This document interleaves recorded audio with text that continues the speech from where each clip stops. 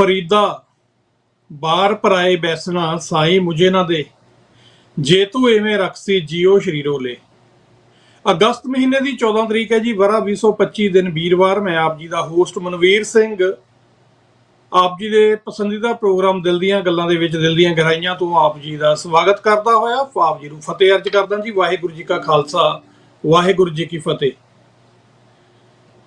Studio दीआं घड़ियां दे मुताबक New York समय अनुसार 12:01 होया जी और खालिस्तान दे समय अनुसार रात के 9:31 होए ने और तुहाडा ते साडा साथ जिहड़ा तकरीबन 1 बजे तक न्यूयॉर्क टाइम और 10:30 तक जिहड़ा ओह खालिस्तान टाइम तक वो बनया रहेगा।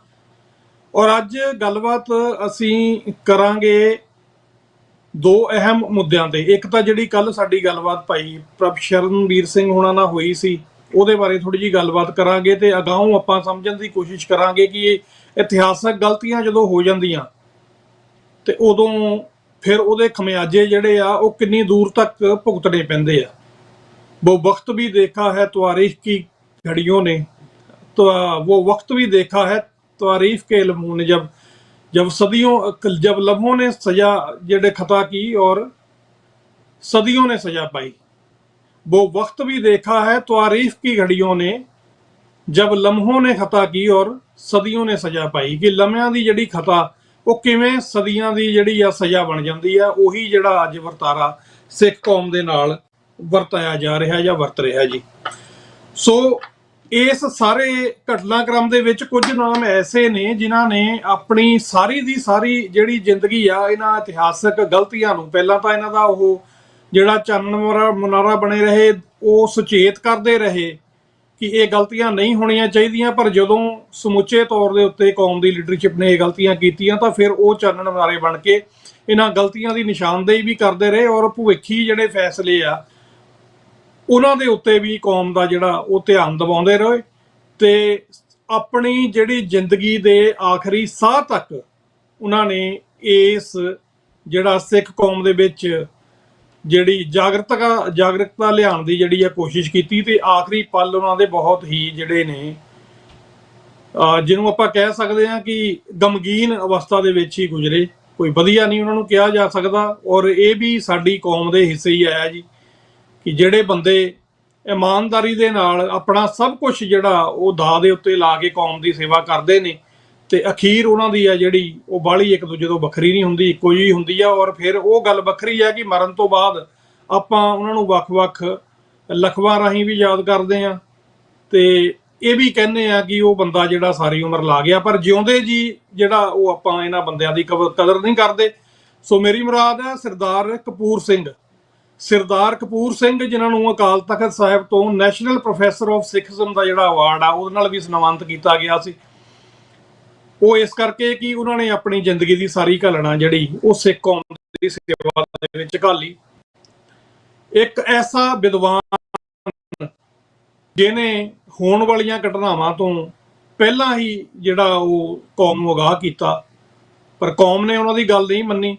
सो सरदार कपूर सिंह उन्हां दे जीवन बारे अज असीं प्रोग्राम भी जिहड़ा ये सारे दा सारा, क्योंकि कल नूं जिहड़ी सो कॉल्ड उत्थे ट्रांसफर ऑफ पावर हुई है, सो कॉल्ड आज़ादी जिहनूं कहंदे आ, ਉਹਦੀ 78ਵੀਂ ਵਰ੍ਹੇਗੰਢ ਹੈ ਔਰ ਇਹਨਾਂ 78 ਵਰ੍ਹਿਆਂ ਦੇ ਵਿੱਚ ਕੀ ਹੋਇਆ ਆਪਾਂ ਉੱਤੇ ਵੀ ਗੱਲ ਕਰਾਂਗੇ। ਔਰ ਅਸੀਂ ਜਿਹੜਾ ਅੱਜ ਦਾ ਪ੍ਰੋਗਰਾਮ ਹੈ ਸਮਰਪਿਤ ਕਰਦੇ ਆ ਸਰਦਾਰ ਕਪੂਰ ਸਿੰਘ ਹੁਣਾਂ ਦੇ ਉਹ ਉਹਨਾਂ ਕੰਮਾਂ ਨੂੰ ਜਿਹੜੇ ਸਿੱਖੀ ਦੇ ਸਮਰਪਿਤ ਜਿਹੜਾ ਉਹਨਾਂ ਨੇ ਆਪਣਾ ਜੀਵਨ ਸਾਰੇ ਦਾ ਸਾਰਾ ਕੀਤਾ, ਉਸ ਜੀਵਨ ਨੂੰ ਸਮਰਪਿਤ ਇਹ ਪ੍ਰੋਗਰਾਮ ਕਰਦੇ ਆ। ਅਸੀਂ ਉਹਨਾਂ ਨੂੰ ਅੱਜ ਯਾਦ ਕਰ ਰਹੇ ਹਾਂ ਕਿ ਉਹ तमाम ਜਿਹੜੇ ਉਹਨਾਂ ਦੇ ਯਤਨ ਸੀ ਉਹਨਾਂ ਦੇ ਬਾਵਜੂਦ ਵੀ ਸਾਨੂੰ ਤਾਂ ਅਗਾਹ ਕਰ ਗਏ, ਪਰ ਆਪਣੇ ਜਿਉਂਦੇ ਜੀ ਜਿਹੜਾ ਉਹ ਨਮੋਸ਼ੀ ਦਾ ਹੀ ਉਹਨਾਂ ਨੂੰ ਸਾਹਮਣਾ ਕਰਨਾ ਪਿਆ ਤੇ ਨਮੋਸ਼ੀ ਦੇ ਵਿੱਚ ਹੀ ਉਹ ਇਸ ਫਾਨੀ ਸੰਸਾਰ ਨੂੰ ਅਲਵਿਦਾ ਕਹਿ ਕੇ ਅਕਾਲ ਪੁਰਖ ਦੇ ਚਰਨਾਂ ਦੇ ਵਿੱਚ ਜਾ ਵਰਾਜੇ ਸੀ। ਸੋ ਸਰਦਾਰ ਕਪੂਰ ਸਿੰਘ ਹੁਣਾਂ ਦਾ ਜਿਹੜਾ ਜਨਮ ਹੈ ਉਹ ਲਾਇਲਪੁਰ ਪੰਜਾਬ ਦੇ ਵਿੱਚ 2 ਮਾਰਚ 1909 ਨੂੰ ਹੋਇਆ ਜੀ। ਤੇ ਕੱਲ ਜਿਹੜੀ ਆ ਉਹਨਾਂ ਦਾ ਜਿਹੜਾ ਅਕਾਲ ਚਲਾਣਾ ਸੀ ਉਹਦੀ ਜਿਹੜੀ ਆ ਅਸੀਂ 1986 ਦੇ ਵਿੱਚ ਉਹਨਾਂ ਦਾ ਅਕਾਲ ਚਲਾਣਾ ਹੋਇਆ ਸੀਗਾ 13 ਅਗਸਤ 1986 ਨੂੰ ਜਗਰਾਉਂ ਦੇ ਵਿੱਚ। ਸੋ ਇਹ ਉਹਨਾਂ ਦਾ ਜਿਹੜਾ ਜੀਵਨ ਦਾ ਸਫ਼ਰ ਸੀ ਇਹਦੇ ਵਿੱਚ ਥੋੜਾ ਜਿਹਾ ਆਪਾਂ ਉਹਦੇ ਉੱਤੇ ਝਾਤ ਮਾਰਨ ਦੀ ਕੋਸ਼ਿਸ਼ ਕਰਾਂਗੇ। ਸਰਦਾਰ ਸਾਹਿਬ ਸਿੱਖ ਥਿਓਲੋਜੀ, ਰਾਜਨੀਤੀ ਤੇ ਇਤਿਹਾਸ ਵਿੱਚ ਡੂੰਘੀ ਪਕੜ ਰੱਖਦੇ ਸੀ। ਸੋ ਉਹਨਾਂ ਨੂੰ ਜੇ ਭਾਸ਼ਾਵਾਂ ਦੀ ਅਸੀਂ ਗੱਲ ਕਰਨੀ ਹੋਵੇ ਤੇ ਪੰਜਾਬੀ, ਅੰਗਰੇਜ਼ੀ, ਫਾਰਸੀ, ਅਰਬੀ, ਸੰਸਕ੍ਰਿਤ ਇਹਦੇ ਵਿੱਚ ਉਹ ਮੁਹਾਰਤ ਜਿਹੜੀ ਆ ਉਹ ਰੱਖਦੇ ਸੀ। ਤੇ ਵੱਡੇ ਵੱਡੇ ਵਿਦਵਾਨ ਨੇ ਜਿਹੜੇ ਉਹਨਾਂ ਨੂੰ ਜਿਹੜਾ ਉਹ ਸੰਗ ਕਰਨ ਦਾ, ਉਹਨਾਂ ਦੇ ਨਾਲ ਗੱਲਬਾਤ ਕਰਨ ਦਾ ਉਹਨਾਂ ਨੂੰ ਜਿਹੜਾ ਉਹ ਮੌਕਾ ਮਿਲਿਆ, ਜਿਨ੍ਹਾਂ ਦੇ ਵਿੱਚ ਪਾਕਿਸਤਾਨ ਦੇ ਜਿਹੜੇ ਬਾਨੀ ਨੇ ਮੁਹੰਮਦ ਅਲੀ ਜਿਨਾਹ, ਉਹਨਾਂ ਦੇ ਨਾਲ ਵੀ ਇੱਕ ਬੜੀ ਲੰਬੀ ਵਾਰਤਾ, ਉਹਨਾਂ ਦੀ ਇੱਕ ਕਿਤਾਬ ਜਿਹੜੀ ਆ ਸਾਚੀ ਸਾਖੀ ਦੇ ਵਿੱਚ ਕਿਵੇਂ ਮੁਹੰਮਦ ਅਲੀ ਜਿਨਾਹ ਨੇ ਜਿਹੜੀ ਉਹਨਾਂ ਦੇ ਨਾਲ ਗੱਲਬਾਤ ਕੀਤੀ ਤੇ ਉਹਨਾਂ ਨੂੰ ਜਿਹੜਾ ਉਹ ਪ੍ਰੇਜ਼ ਵੀ ਕੀਤਾ ਕਿ ਤੇਰਾ ਜਿਹੜਾ ਦਿਮਾਗ ਆ ਬਹੁਤ ਚੱਲਦਾ ਤੇ ਤੈਨੂੰ ਸਿੱਖ ਪੰਥ ਦੀ ਸੇਵਾ ਦੇ ਵਿੱਚ ਜਿਹੜਾ ਉਹ ਕੰਮ ਕਰਨਾ ਚਾਹੀਦਾ, ਕਿਉਂਕਿ ਸਿੱਖ ਜਿਹੜੇ ਆ ਬਹੁਤ ਵੱਡੀ ਇਤਿਹਾਸਕ ਗਲਤੀ ਕਰਨ ਜਾ ਰਹੇ ਆ। ਤੇ ਉਹ ਇਹ ਜਿਹੜੀ ਸਾਰੀ ਗਾਥਾ ਤੁਸੀਂ ਉਹਨਾਂ ਦੀ ਕਿਤਾਬ ਸਾਚੀ ਸਾਖੀ ਦੇ ਵਿੱਚ ਪੜ੍ਹ ਸਕਦੇ ਹੋ। ਤੋ ਜਿਹੜੀਆਂ ਮਹੱਤਵਪੂਰਨ ਉਹਨਾਂ ਦੇ ਕੰਮ ਨੇ ਤੇ ਉਹਨਾਂ ਦੇ ਜਿਹੜੇ ਸਿੱਖ ਕੌਮ ਨੂੰ ਜਿਹੜੀ ਦੇਣ ਆ ਕਿਤਾਬਾਂ ਦੇ ਰਾਹੀਂ, ਉਹਦੀ ਆਪਾਂ ਗੱਲ ਕਰਦੇ ਹਾਂ ਕਿ ਉਹਨਾਂ ਦੀਆਂ ਜਿਹੜੀਆਂ ਕਿਤਾਬਾਂ ਨੇ, ਇੱਕ ਤਾਂ ਹੈਗੀ ਆ ਪਾਰਸ਼ਾ ਪ੍ਰਸ਼ਨਾ। ਪਾਰਸਾਰ ਪ੍ਰਸ਼ਨਾ ਉਹਨਾਂ ਦੀ ਇੱਕ ਮਹੱਤਵਪੂਰਨ ਕਿਤਾਬ ਹੈ ਜੀ, ਜਿਹਦੇ ਵਿੱਚ ਜਿਹੜਾ ਉਹਨਾਂ ਨੇ ਕੁਝ ਪ੍ਰਸ਼ਨ ਉੱਤਰ ਜਿਹੜੇ ਹੋਏ ਨੇ ਕਿਸੇ ਵਿਦਵਾਨ ਦੇ ਨਾਲ ਉਹਨਾਂ ਦੇ, ਉਹਦੇ ਉੱਤੇ ਜਿਹੜੀ ਆ ਉਹਨਾਂ ਨੇ ਉਹ ਕਿਤਾਬ ਲਿਖੀ ਆ। ਉਸ ਤੋਂ ਬਾਅਦ ਦਾ ਸੀਕ੍ਰੇਟ ਰਾਈਟਿੰਗ ਆਫ ਦਾ ਸਿੱਖਸ, ਸਿੱਖਾਂ ਦੀਆਂ ਜਿਹੜੀਆਂ ਪਵਿੱਤਰ ਲਿਖਤਾਂ ਨੇ ਉਹਨਾਂ ਬਾਰੇ ਇਹ ਕਿਤਾਬ ਆ। ਤੇ ਅਗਲੀ ਕਿਤਾਬ ਜਿਹੜੀ ਇੱਕ ਉਹਨਾਂ ਦੀ ਹੈਗੀ ਆ ਜੀ ਮੀ ਜੂਡਿਸ ਤੇ Sikhism for modern man, contribution of Guru Nanak, the hour of the sword, Guru Arjan and his Sukhmani, ਹਸ਼ੀਸ਼, ਸਾਚੀ ਸਾਖੀ, ਪੁੰਦਰਿਕ, ਸਪਤਸ੍ਰਿੰਗ, ਵਾਹੂ ਵਿਸਤਾਰ, ਮਨਸੂਰ ਅਲ ਹਲਾਲ ਤੇ ਬਿਖਮੇ ਅੰਮ੍ਰਿਤ। ਇਹ ਕਿਤਾਬਾਂ ਜਿਹੜੀਆਂ ਉਹਨਾਂ ਦੀਆਂ ਮਹੱਤਵਪੂਰਨ ਨੇ। ਉਹਨਾਂ ਦੇ ਵਿੱਚ ਸਭ ਤੋਂ ਜ਼ਰੂਰੀ ਜਿਹੜੀ ਕਿਤਾਬ ਹੈ ਜਿਹਦੀ ਆਪਾਂ ਅੱਜ ਗੱਲ ਕਰਨੀ ਹੈ ਉਹ ਸਾਚੀ ਸਾਖੀ। ਸਾਚੀ ਸਾਖੀ ਕਿਤਾਬ ਦੇ ਵਿੱਚ ਕਿਵੇਂ ਉਹਨਾਂ ਨੇ ਉਹ ਸਾਰਾ ਇਤਿਹਾਸ ਲਿਖਿਆ ਕਿ ਕਿਵੇਂ ਜਦੋਂ ਇਹ ਟਰਾਂਸਫਰ ਪਾਵਰ ਜਿਹੜੀ ਆ ਹੋਣ ਲੱਗੀ ਸੀਗੀ ਤੇ ਸਿੱਖਾਂ ਨੂੰ ਜਿਹੜਾ ਇੱਕ ਹੋਰ ਗੁਲਾਮੀ ਦੇ ਵੱਲ ਧੱਕਣ ਦੀ ਕੋਸ਼ਿਸ਼ ਜਿਹੜੀ ਆ ਉਹ ਕੀਤੀ ਜਾ ਰਹੀ ਸੀ, ਕਿਵੇਂ ਉਹਨਾਂ ਨੇ ਉਹਦੇ ਤੋਂ ਅਗਾਹ ਕਰਕੇ ਜਿਹੜਾ ਸਿੱਖਾਂ ਨੂੰ ਬਾਰ-ਬਾਰ ਰੋਕਣ ਦੇ ਯਤਨ ਕੀਤੇ। ਬਟ ਸਾਡੀ ਜਿਹੜੀ ਭੋਲੀ ਜਾਂ ਨਲਾਇਕ, ਕੁਝ ਵੀ ਤੁਸੀਂ ਕਹਿ ਸਕਦੇ ਆ, ਲੀਡਰਸ਼ਿਪ ਹੈ ਜਿਹੜੀ, ਉਹਨਾਂ ਨੇ ਗੱਲ ਨਹੀਂ ਮੰਨੀ। ਪਰ ਉਹਨਾਂ ਨੂੰ ਇੱਕ ਨਸ਼ਾ ਚੜਿਆ ਹੋਇਆ ਸੀ 9 ਮਾਸ ਦੇ ਰਿਸ਼ਤੇ ਦਾ, ਉਹ ਜਿਹਦਾ ਖਮਿਆਜਾ ਅਸੀਂ ਅੱਜ ਤੱਕ ਭੁਗਤ ਰਹੇ ਹਾਂ। ਔਰ ਅੱਜ ਵੀ ਸਾਡੇ ਵਿੱਚ ਬਹੁਤ ਸਾਰੇ ਇਦਾਂ ਦੇ ਤੁਹਾਨੂੰ ਦਿਖ ਜਾਣਗੇ ਤੁਹਾਡੇ ਆਲੇ ਦੁਆਲੇ, ਤੁਸੀਂ ਜਦੋਂ ਨਿਗਾਹ ਮਾਰਦੇ ਆ ਨਾ, ਤੇ ਅੱਜ ਵੀ ਉਸ ਤਰ੍ਹਾਂ ਦੇ ਲੋਕ ਨੇ ਜਿਹੜੇ ਜਿਨ੍ਹਾਂ ਨੂੰ ਦੁਸ਼ਮਣ ਦੇ ਕੱਪੜਿਆਂ ਦੇ ਵਿੱਚੋਂ ਨਾ, ਜਿਹੜੇ ਸ਼ਹੀਦਾਂ ਦੇ ਖੂਨ ਨਾਲ ਰੰਗੇ ਹੋਏ ਨੇ ਦੁਸ਼ਮਣ ਦੇ ਕੱਪੜੇ, ਉਹਨਾਂ ਨੂੰ ਗਲਬੱਕੜੀ ਪਾਉਣ ਲੱਗਿਆ ਉਹਨਾਂ ਨੂੰ ਕੋਈ ਅਹਿਸਾਸ ਨਹੀਂ ਹੁੰਦਾ। ਉਹਨਾਂ ਨੂੰ ਫੁੱਲਾਂ ਦੇ ਵੀ ਗੁਲਦਸਤੇ ਦੇ ਦੇਣਗੇ, ਉਹਨਾਂ ਨੂੰ ਸਰੋਪੇ ਵੀ ਪਾ ਦੇਣਗੇ, ਉਹਨਾਂ ਨੂੰ ਸ਼ੀਲਡਾਂ ਵੀ ਦੇ ਦੇਣਗੇ, ਉਹਨਾਂ ਨੂੰ ਕੋਈ ਅਹਿਸਾਸ ਨਹੀਂ ਹੁੰਦਾ ਕਿ ਇਹ ਬੰਦੇ। ਔਰ ਇਸ ਤਰ੍ਹਾਂ ਦੇ ਹੀ ਜਿਹੜੇ ਸੋ ਕਾਲਡ ਕੌਮ ਦੇ ਮੋਹਰੀ ਸੀ ਉਸ ਵਕਤ ਵੀ ਹੁੰਦੇ ਸੀ। ਉਸ ਵਕਤ ਸਰਦਾਰ ਕਪੂਰ ਸਿੰਘ ਉਹਨਾਂ ਨੇ ਫਿਰ ਆਪ ਬੀਤੀ ਜਿਹੜੀ ਉਹਨਾਂ ਨੇ ਸਾਰੀ ਸਾਚੀ ਸਾਖੀ ਦੇ ਵਿੱਚ ਲਿਖੀ ਆ। ਜਿਹੜਾ ਉਹਨਾਂ ਦੇ ਉੱਤੇ ਕੇਸ ਚੱਲਿਆ, ਕੁਛ ਜਿਹੜੀ ਆ ਉਹ ਪੈਸਿਆਂ ਦੀ ਕੋਈ ਹੇਰਾ ਫੇਰੀ ਜਾਂ ਕੋਈ ਗੱਲ, ਕੋਈ ਆਪਣੇ ਕੋਲੋਂ ਇੱਕ ਫੈਬਰੀਕੇਟਡ ਜਾਂ ਕੋਈ ਨਾ ਕੋਈ ਇਲਜ਼ਾਮ ਲਾ ਕੇ, ਜਿਹੜਾ ਇਹ ਹਮੇਸ਼ਾ ਕਰਦੇ ਆ। ਇਹਨਾਂ ਨੇ ਫੌਜ ਦੇ ਜਿਹੜੇ ਸਾਡੇ ਹੋਣ ਵਾਲੇ ਜਰਨੈਲ ਸੀਗੇ ਉਹਨਾਂ ਦੇ ਉੱਤੇ ਵੀ ਝੂਠੇ ਮੂਠੇ ਕੇਸ ਪਾ ਕੇ ਜਿਹੜੇ ਆ ਮਨ ਘੜਤ ਜੇ ਉਹਨਾਂ ਨੂੰ ਵੀ ਜਲੀਲ ਕੀਤਾ। ਸੋ ਅੱਜ ਆਪਾਂ ਗੱਲ ਸਰਦਾਰ ਕਪੂਰ ਸਿੰਘ ਉਹਨਾਂ ਦੀ ਕਰਦੇ ਆ ਕਿ ਕਿਵੇਂ ਉਹਨਾਂ ਨੂੰ ਵੀ ਇੱਕ ਫੈਬਰੀਕੇਟਡ ਕੇਸ ਜਿਹੇ 'ਚ ਫਸਾ ਕੇ ਤੇ ਕਿਵੇਂ ਹਾਸੋਹੀਣੀ ਜਿਹੜੇ ਉਹ ਮੁਕੱਦਮੇ ਦੀ ਦਾਸਤਾਨ ਆ ਉਹਨਾਂ ਦੀ ਸਾਚੀ ਸਾਖੀ ਦੇ ਵਿੱਚ, ਕਿ ਮੇਰੇ ਨਾਲ ਇਹਨਾਂ ਨੇ ਕੀ ਕੀ ਕੀਤਾ। ਇੱਕ ਸਿੱਖ ਨੂੰ ਝੰਜੋੜ ਕੇ ਰੱਖ ਦੇਣ ਵਾਲੀ ਆ। ਜਦੋਂ ਕੋਈ ਵੀ ਸਬੂਤ ਨਹੀਂ ਸੀ ਮਿਲਦਾ ਉਸ ਗੱਲ ਦਾ, ਕੋਈ ਵੀ ਜਦੋਂ ਜਿਹੜਾ ਆ ਉਹ ਹਰ ਮੋੜ ਤੇ ਆ ਕੇ ਵਕੀਲ ਫੇਲ ਹੋ ਜਾਂਦੇ ਸੀ ਤੇ ਜੱਜ ਪੁੱਛਦਾ ਸੀ ਵੀ ਇਲਜ਼ਾਮ ਕੀ ਆ ਉਹ ਤਾਂ ਦੱਸੋ, ਤੇ ਇਲਜ਼ਾਮ ਉਹੀ ਹੁੰਦਾ ਸੀ ਜਿਹੜਾ ਅੱਜ ਵੀ ਹੁੰਦਾ ਲੋਕਾਂ ਦਾ, ਵੀ ਇਹ ਆਕੜ ਦਾ ਬਹੁਤ ਹੈ, ਇਹ ਹਕੂਮਤ ਮੋਹਰੇ ਆਕੜ ਦਾ। ਹੁਣ ਜਿਹੜੀ ਹਕੂਮਤ ਮੋਹਰੇ ਆਕੜਨ ਦੀ ਗੁੜਤੀ ਆ ਉਹ ਤਾਂ ਸਿੱਖ ਨੂੰ ਜਿਹੜੀ ਆ ਉਹ ਗੁਰੂ ਸਾਹਿਬ ਨੇ ਖੰਡੇ ਬੱਟੇ ਦੀ ਪਹੁਲ ਦੇ ਵਿੱਚ ਦਿੱਤੀ ਹੋਈ ਆ। ਹੁਣ ਸਿੱਖ ਆਕੜੇ ਕਿਉਂ ਨਾ? ਸਿੱਖ ਨਜਾਇਜ਼ ਤਾਂ ਨਹੀਂ ਆਕੜਦਾ, ਕੋਈ ਗਲਤ ਹੋ ਰਿਹਾ ਸੀ ਤਾਂ ਆਕੜਦਾ ਨਾ। ਪਰ ਇਤਿਹਾਸਕ ਡਿਸਪੋਜੀਸ਼ਨ ਜਿਹੜੀ ਆ ਉਹ ਇੱਥੇ ਇਹ ਬਣਦੀ ਆ ਕਿ ਕੁਝ ਲੋਕ ਹੁੰਦੇ ਨੇ, ਉਹ ਚਾਹੇ ਹਕੂਮਤ ਕਹਿ ਲਓ ਜਾਂ ਫਿਰ ਜ਼ਗੀਰਦਾਰੀ ਸਿਸਟਮ ਚੋਂ ਆਏ ਕਹਿ ਲਓ ਜਾਂ ਫਿਰ ਅਖੌਤੀ ਜਿਹੜੇ ਕਿਤੇ ਜਿਨ੍ਹਾਂ ਨੇ ਕਦੀ ਜਿਹੜੇ ਭੁੱਖ ਨਾ ਘੁਲੇ ਹੁੰਦੇ ਨਾ, ਜਦੋਂ ਉਹਨਾਂ ਕੋਲ ਪੈਸਾ ਆ ਜਾਵੇ ਥੋੜਾ ਜਿਹਾ, ਉਹ ਫਿਰ ਇਹ ਸੋਚਦੇ ਹੁੰਦੇ ਆ ਕਿ ਅਸੀਂ ਇਸ ਗੱਲ ਨੂੰ ਇਦਾਂ ਸਮਝਣ ਦੀ ਕੋਸ਼ਿਸ਼ ਕਰਦੇ ਆ ਵੀ ਉਹ ਇਹ ਸੋਚਦੇ ਹੁੰਦੇ ਆ ਕਿ ਅਸੀਂ ਕਿਸੇ ਬੰਦੇ ਦੀ ਜਿਹੜੀ ਆ ਉਹ ਚਾਪਲੂਸੀ ਕਰਦੇ ਆ। ਉਹ ਬੰਦੇ ਜਿਹੜੇ ਨਾ ਇਸ ਤਰ੍ਹਾਂ ਦੇ ਬੰਦੇ ਹੁੰਦੇ ਆ ਜਿਨ੍ਹਾਂ ਨੂੰ ਡਿਕਟੇਟਰਸ਼ਿਪ ਦਾ ਬਹੁਤ ਸ਼ੌਂਕ ਹੁੰਦਾ, ਉਹਨਾਂ ਨੂੰ ਇਹ ਲੱਗਦਾ ਹੁੰਦਾ ਕਿ ਅਸੀਂ ਸਮਾਜਿਕ ਰੁਤਬੇ ਦੇ ਹਿਸਾਬ ਦੇ ਨਾਲ, ਕਿਉਂਕਿ ਰੁਤਬਾ ਉਹ ਸਿਰਫ ਬੰਦੇ ਦਾ ਜਿਹੜਾ ਸਰਮਾਇਆ ਉਹਨੂੰ ਸਮਝ ਲੈਂਦੇ ਵੀ ਇਹ ਸਮਾਜਿਕ ਰੁਤਬਾ, ਜਿਹਦੇ ਬੰਦੇ ਕੋਲ ਵੱਧ ਪੈਸਾ ਨਾ, ਅੱਜ ਕੱਲ ਵੀ ਇਹੀ ਚੱਲਣ ਹੈ। ਉਹ ਕਹਿੰਦੇ ਵੀ ਜਿਹੜੇ ਬੰਦੇ ਕੋਲ ਵੱਧ ਪੈਸਾ ਨਾ, ਅਸੀਂ ਉਹਦੀਆਂ ਜਿਵੇਂ ਚਾਪਲੂਸੀਆਂ ਕਰਦੇ ਆ, ਉਹਦੀਆਂ ਚਪਲੀਆਂ ਝਾੜਦੇ ਆ, ਤੇ ਜਿੰਨਾ ਪੈਸਾ ਜਾਂ ਜਿੰਨਾ ਸਰਮਾਇਆ ਸਾਡੇ ਕੋਲ ਹੈ ਜਾਂ ਜਿਹੜੀਆਂ ਪਦਵੀਆਂ ਅਸੀਂ ਚੋਰ ਮੋਰੀਆਂ ਰਾਹੀਂ ਜਿਹੜੀਆਂ ਉਹ ਹਥਿਆਈਆਂ ਹੋਈਆਂ ਜਾਂ ਬੇਈਮਾਨੀਆਂ ਕਰ ਕਰਕੇ ਲੋਕਾਂ ਨੂੰ ਗੁੰਮਰਾਹ ਕਰ ਕਰਕੇ ਅਸੀਂ ਇੱਕ ਭਰਮ ਜਾਲ ਜਿਹਾ ਜਿਹੜਾ ਫੈਲਾਇਆ ਹੋਇਆ, ਜਿਹੜਾ ਸਾਡਾ ਇਹ ਬਣਾਵਟੀ ਜਿਹਾ ਰੁਤਬਾ ਨਾ, ਤੇ ਉਹਦੇ ਅੱਗੇ ਬਾਕੀ ਵੀ ਝੁਕਣ। ਜਿਵੇਂ ਉਹ ਕਹਿੰਦੇ ਵੀ ਜਿਵੇਂ ਅਸੀਂ ਝੁਕਦੇ ਆ ਆਪ ਤੋਂ ਸੋ ਕਾਲਡ ਵੱਡਿਆਂ ਦੇ ਅੱਗੇ, ਪਰ ਜਿਹੜੇ ਗੁਰੂ ਦੇ ਸਿੱਖ ਹੁੰਦੇ ਆ ਉਹ ਇਦਾਂ ਨਹੀਂ ਚੱਲਦੇ।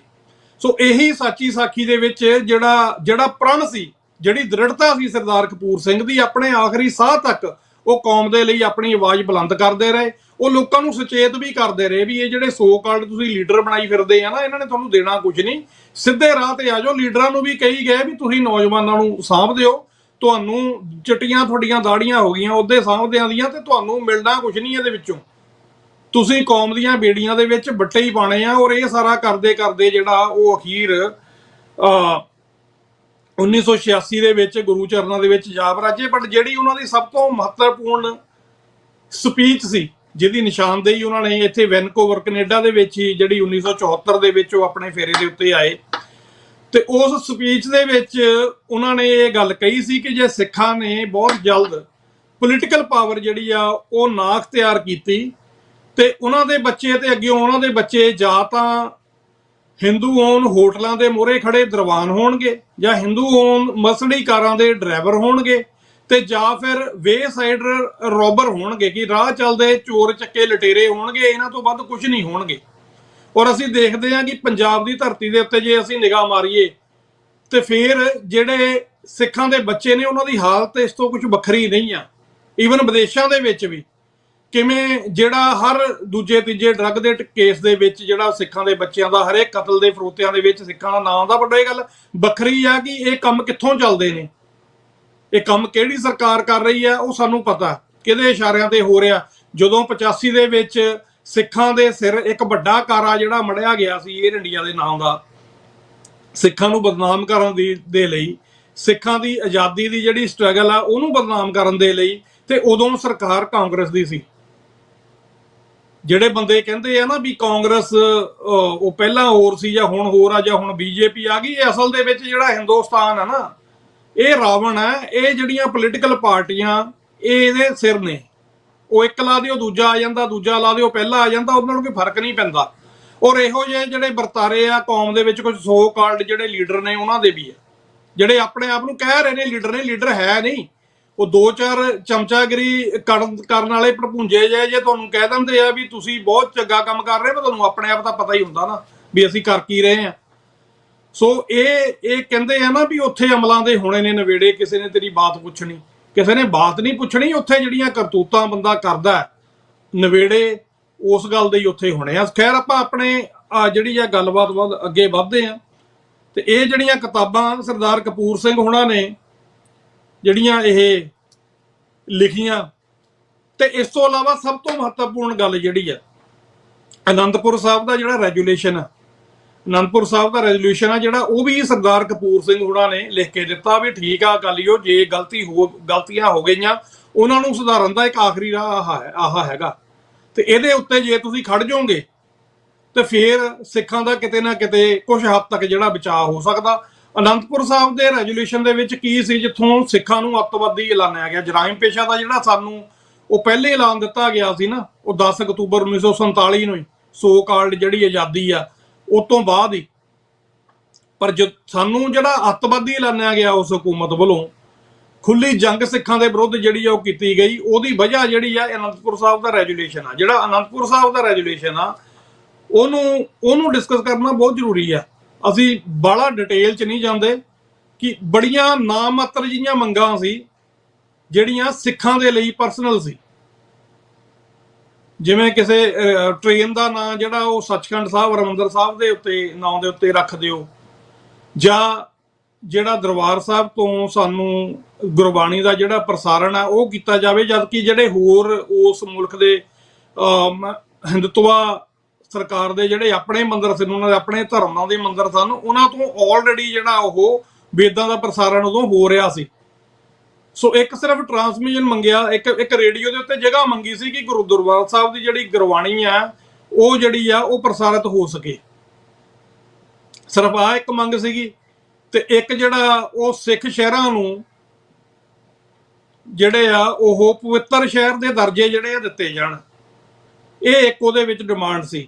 ਇਸ ਤੋਂ ਇਲਾਵਾ ਬਾਕੀ ਦੀਆਂ ਸਾਰੀਆਂ ਜਿਹੜੀਆਂ ਡਿਮਾਂਡ ਸੀਗੀਆਂ ਅਨੰਦਪੁਰ ਸਾਹਿਬ ਰੈਜ਼ੋਲੂਸ਼ਨ ਦੇ ਵਿੱਚ, ਉਹ ਡਿਮਾਂਡਸ ਜਿਹੜੀਆਂ ਉਹ ਸਾਰੇ ਉਸ ਖਿੱਤੇ ਦੀਆਂ ਜਿੰਨੀਆਂ ਸਟੇਟਸ ਹੈਗੀਆਂ ਉਹਨਾਂ ਸਾਰਿਆਂ ਦੇ ਜਿਹੜੀਆਂ ਉਹ ਹੱਕੀ ਡਿਮਾਂਡਾਂ ਸੀ ਕਿ ਸੂਬਿਆਂ ਨੂੰ ਵੱਧ ਅਧਿਕਾਰ ਦਿੱਤੇ ਜਾਣ। ਵੱਧ ਅਧਿਕਾਰਾਂ ਤੋਂ ਮਤਲਬ ਆ ਕਿ 3 ਜਿਹੜੇ ਉਹਨਾਂ ਨੇ ਮਹਿਕਮੇ ਕਹੇ ਸੀ ਵੀ ਸੈਂਟਰ ਜਿਹੜੀ ਆ ਉਹ ਵਿਦੇਸ਼ ਮੰਤਰਾਲਾ ਆਪਣੇ ਕੋਲ ਰੱਖ ਲਵੇ, ਉਹ ਕਮਿਊਨੀਕੇਸ਼ਨ ਆਪਣੇ ਕੋਲ ਰੱਖ ਲਵੇ, ਕਰੰਸੀ ਰੱਖ ਲਵੇ ਤੇ ਜਾਂ ਫੌਜ ਰੱਖ ਲਵੇ। ਬਾਕੀ ਸਾਰੇ ਜਿਹੜੇ ਆ ਮਹਿਕਮੇ ਆ ਉਹ ਸਟੇਟਾਂ ਦੇ ਆਪਣੇ ਇਖਤਿਆਰ ਦੇ ਵਿੱਚ ਹੋਣੇ ਚਾਹੀਦੇ ਆ, ਕਿਉਂਕਿ ਜਿਹੜੀ ਨੀਂਹ ਰੱਖੀ ਗਈ ਸੀ ਇਸ ਫੈਬਰਿਕੇਟਡ ਸਟੇਟ ਦੀ, ਉਹ ਇਸੇ ਤਰਜ਼ ਤੇ ਸੀ। ਵਾਅਦੇ ਇਹੀ ਕੀਤੇ ਸੀ ਕਿ ਇੱਥੇ ਇੱਕ ਫੈਡਰਲ ਸਿਸਟਮ ਕੰਮ ਕਰੂਗਾ ਜਿਵੇਂ ਅਮਰੀਕਾ ਕੈਨੇਡਾ ਦੇ ਵਿੱਚ ਕਰਦਾ,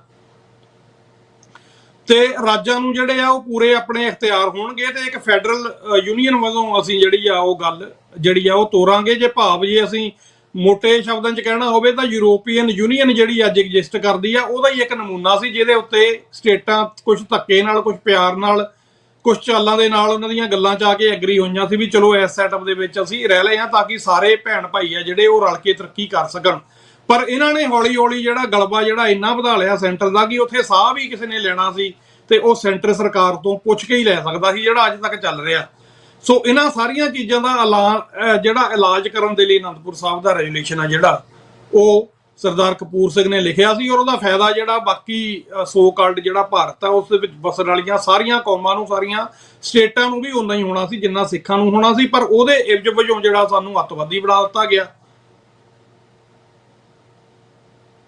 ਅੱਤਵਾਦੀ ਬਣਾ ਕੇ ਸਾਡੀ ਨਸਲਕੁਸ਼ੀ ਸ਼ੁਰੂ ਕਰ ਦਿੱਤੀ।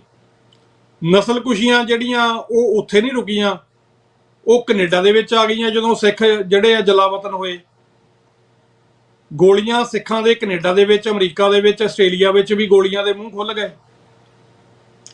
ਤੇ ਇੱਥੇ ਹੀ ਬਸ ਨਹੀਂ ਹੋਈ, ਕੈਨੇਡਾ ਸਰਕਾਰ ਦੀਆਂ ਆਪਣੀਆਂ ਰਿਪੋਰਟਾਂ ਨੇ ਕਿ ਕੈਨੇਡਾ ਦੇ ਵਿੱਚ ਜਿੰਨੇ ਜ਼ੁਲਮੋ ਸਤਮ ਹੋ ਰਹੇ ਆ, ਜਿੰਨੇ ਇੱਥੇ ਐਕਸਟੋਰਸ਼ਨ ਲਾ ਲਓ, ਤੁਸੀਂ ਚੋਰੀਆਂ ਟਕੈਤੀਆਂ ਲਾ ਲਓ, ਇਹ ਸਾਰਾ ਕੁਝ ਇੱਕ ਪਲਾਨ ਦੇ ਤਹਿਤ ਭਾਰਤ ਦੀ ਸਰਕਾਰ ਵੱਲੋਂ ਕੀਤਾ ਜਾ ਰਿਹਾ ਤਾਂ ਕਿ ਕੈਨੇਡਾ ਦੇ ਵਿੱਚ ਜਿਹੜੀ ਆ ਉਹ ਸਥਿਰਤਾ ਦਾ ਮਾਹੌਲ, ਜਾਣੀ ਕਿ ਜਿਹੜਾ ਉਹ ਅਨਰੈਸਟ ਪੈਦਾ ਕੀਤੀ ਜਾਵੇ।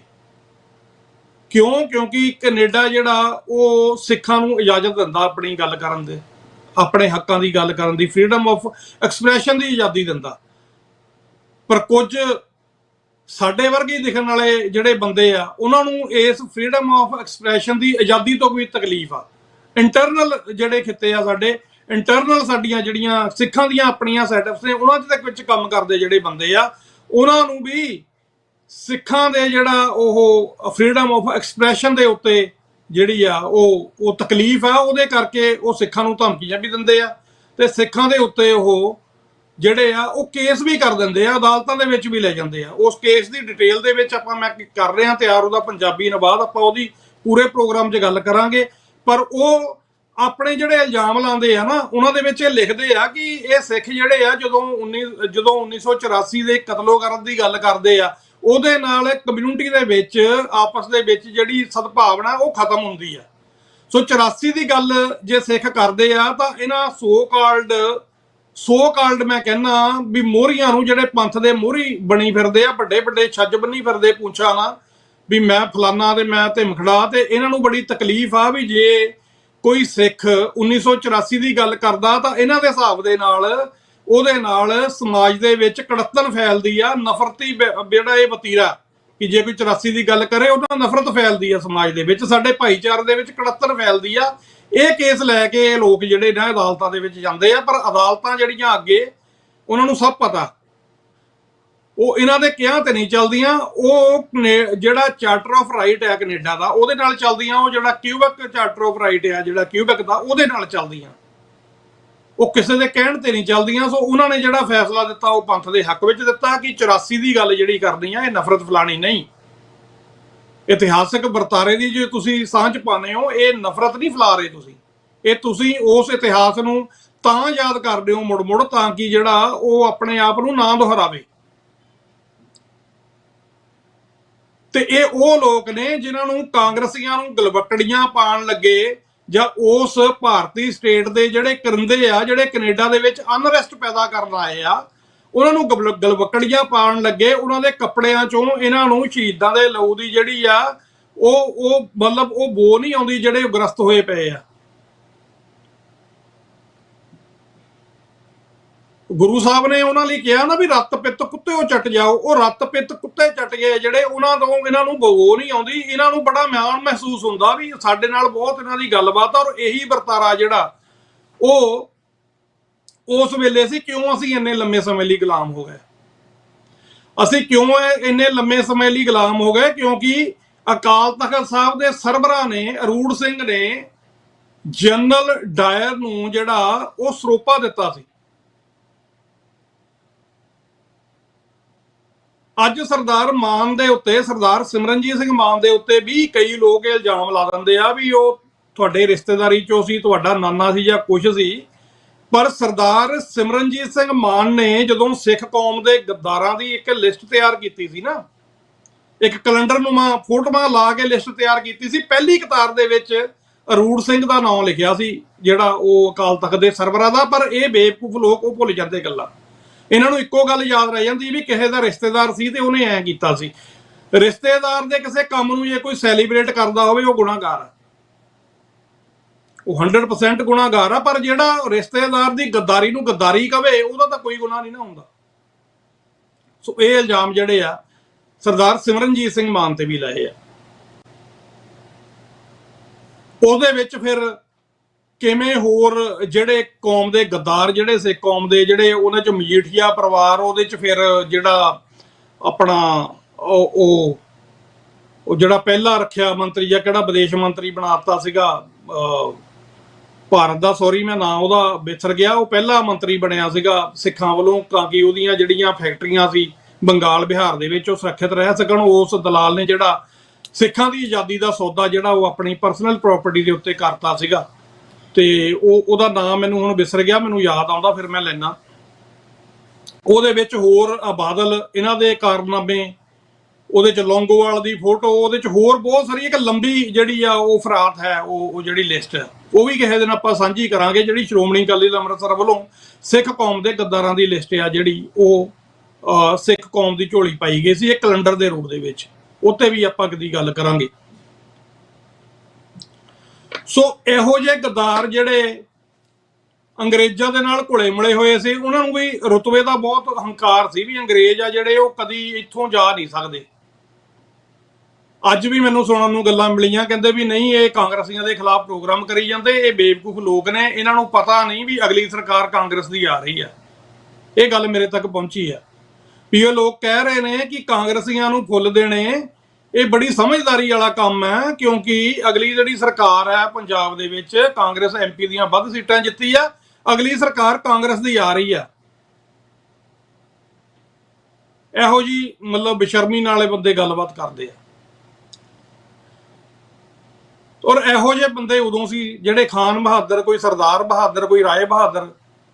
ਇਹਨਾਂ ਖਾਨ ਬਹਾਦਰਾਂ ਦੀ, ਰਾਏ ਬਹਾਦਰਾਂ ਦੀ, ਸਰਦਾਰ ਬਹਾਦਰਾਂ ਦੀ ਅੱਜ ਵੀ ਕੋਈ ਕਮੀ ਨਹੀਂ ਹੈ। ਭਾਵੇਂ 78 ਸਾਲ ਹੋ ਗਏ ਸਾਨੂੰ ਗੁਲਾਮੀ ਭੋਗਦਿਆਂ ਨੂੰ, ਇਹੋ ਜਿਹੇ ਬਹਿਰੂਪੀਏ ਜਿਹੜੇ ਆ ਉਸ ਟਾਈਮ ਸੀਗੇ ਜਿਨ੍ਹਾਂ ਨੇ ਸਿੱਖਾਂ ਦੀ ਬੇੜੀ ਦੇ ਵਿੱਚ ਬੱਟੇ ਪਾਏ ਸੀ। ਅੱਜ ਵੀ ਬਦਲਿਆ ਕੁਛ ਨਹੀਂ ਆ। ਇੱਕਦਮ ਛੱਲਾ ਆਇਆ, ਭਾਰਤੀ ਸਰਕਾਰ ਦਾ ਇੱਕ ਟੌਟ ਆਇਆ, ਜਿਹੜਾ ਮਾਹੌਲ ਆ ਇੱਥੇ ਕੜੱਤਣ ਭਰਿਆ ਬਣਾ ਗਿਆ। ਪਰ ਸਾਡੇ ਬੰਦਿਆਂ ਨੂੰ ਇਹ ਸਮਝ ਨਹੀਂ ਹੈ, ਜਾਂ ਫਿਰ ਬਹੁਤ ਜ਼ਿਆਦਾ ਸਮਝ ਹੈ। ਜਿਹੜੇ ਹੁਣ ਇਹ ਗੱਲ ਕਹਿ ਰਹੇ ਆ ਕਿ ਇਹਨਾਂ ਨੂੰ ਪਤਾ ਨਹੀਂ ਲੱਗਦਾ ਇਹ ਕਾਂਗਰਸ ਦੇ ਖਿਲਾਫ ਕਹੀ ਜਾਂਦੇ ਆ ਤੇ ਕਾਂਗਰਸ ਦੀ ਤਾਂ ਸਰਕਾਰ ਆਣੀ ਹੈ ਅਗਲੀ।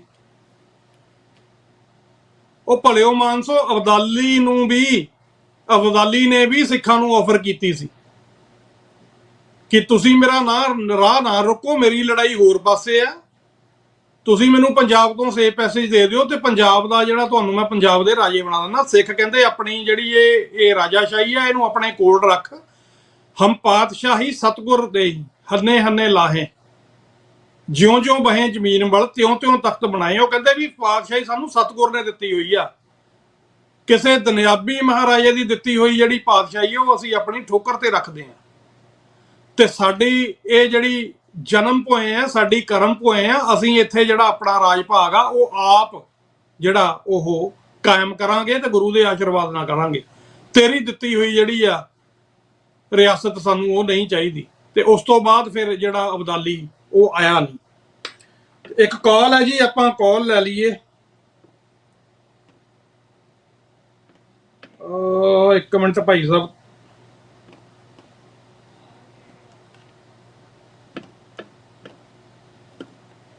ਮਾਫੀ ਚਾਹੁੰਦਾ ਜੀ, ਕਾਲ ਸੀਗੀ ਇੱਕ ਤੇ ਮੈਂ ਪਹਿਲਾਂ ਦੇਖੀ ਨਹੀਂ, ਮੇਰਾ ਧਿਆਨ ਉਧਰ ਚਲਾ ਗਿਆ ਸੀ। ਮੈਂ ਟਰਾਈ ਕਰਦਾ ਕਿ ਇਹ ਕਾਲ ਜਿਹੜੀ ਆ ਆਪਾਂ ਇਹਨਾਂ ਨੂੰ ਔਨ 에ਅਰ ਕਰੀਏ।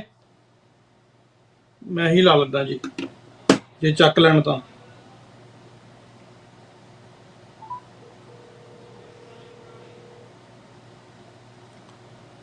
ਸੋ ਇਹੋ ਜਿਹੀਆਂ ਜਿਹੜੀਆਂ ਸਰਦਾਰੀਆਂ, ਇਹੋ ਜਿਹੀਆਂ ਜਿਹੜੀਆਂ,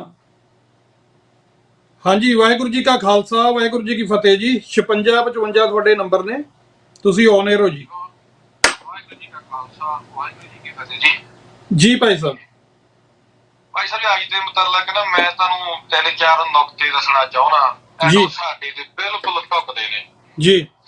ਸਾਰਿਆਂ ਤੋਂ ਪਹਿਲਾਂ ਜੀ, ਇੱਕ ਮੈਂ ਬਹੁਤ ਛੋਟੇ ਹੁੰਦੇ ਕਿਤੇ ਮੈਂ ਪੜ੍ਹਿਆ ਸੀ ਵੀ ਜੇ ਸਿੱਖ ਨੂੰ ਨਾ ਮੰਨਦੇ ਨਾ ਹਾਰੇ ਜੀ, ਦੁਸ਼ਮਣ ਸਾਡਾ ਕਦੇ ਨਹੀਂ ਸੀ ਤਾਕਤਵਰ, ਅਸੀਂ ਕਮਜ਼ੋਰ ਪੈ ਗਏ ਜੀ। ਸਾਡੇ ਵਿੱਚੋਂ ਕੁਝ ਸਾਡੀਆਂ ਸ਼ਕਲਾਂ ਵਰਗੇ ਬੰਦੇ ਸੀਗੇ ਜੀ, ਉਹਨਾਂ ਨੇ ਨਿੱਜੀ ਜਿਹਨਾਂ ਦਾ ਤੁਸੀਂ ਇੱਥੇ ਨਾਂ ਲੈਣਾ ਚਾਹੁੰਦੇ ਤਾਂ ਨਾਮ ਭਾਜੀ ਭਾਈ ਬਲਦੇਵ ਸਿੰਘ ਸੀਗਾ। ਬਲਦੇਵ ਸਿੰਘ, ਹਾਂਜੀ ਠੀਕ ਆ, ਧੰਨਵਾਦ ਜੀ, ਧੰਨਵਾਦ। ਬਲਦੇਵ ਸਿੰਘ, ਹਾਂਜੀ ਹਾਂਜੀ। ਇਹ ਇਹੋ ਜਿਹੇ ਬੰਦੇ ਸੀਗੇ ਜਿਨ੍ਹਾਂ ਨੇ ਨਿੱਜੀ ਫਾਇਦਿਆਂ ਲੈਣ ਖਾਤਰ ਹਨਾ ਜੀ ਸਿੱਖਾਂ ਨੂੰ ਵੇਚਿਆ ਜੀ।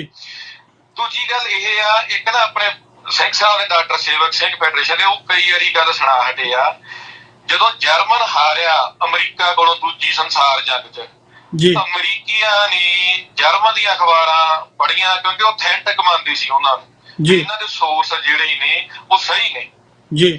ਸਿੱਖਾਂ ਨੂੰ ਹੁਣ ਉੱਥੋਂ ਦੁਸ਼ਮਣ ਨੇ ਤਾਂ ਬਹੁਤ ਕੁਝ ਸਿੱਖ ਲਿਆ, ਸਿੱਖ ਨਹੀਂ ਸਿੱਖ ਸਕੇ ਜੀ। ਉਹਨਾਂ ਨੇ ਕੀ ਕੀਤੇ, ਉਹਨਾਂ ਨੇ ਸਿੱਖਾਂ ਦੇ ਵਿੱਚ ਦੁਸ਼ਮਣ ਪੈਦਾ ਕੀਤਾ ਜਿਹਦੀ ਸ਼ਕਲ ਸਿੱਖਾਂ ਵਰਗੀ ਆ, ਤੇ ਸਿੱਖਾਂ ਨੂੰ ਅਜੇ ਤੱਕ ਪਤਾ ਹੀ ਨਹੀਂ ਲੱਗਾ ਵੀ ਇਹ ਸਾਡਾ ਦੁਸ਼ਮਣ ਜੀ ਸੀਗਾ। ਤਾਂ ਬੇਅੰਤ ਸਿੰਘ ਵੀ ਸਰਦਾਰ, ਭੋਗਣਾ ਵੀ ਸਰਦਾਰ ਸੀ, ਜਿਹਦੇ ਭੋਗ ਤੇ ਨਹੀਂ ਮੁੜ ਕੇ ਕੋਈ ਗਿਆ ਹਨਾ ਜੀ।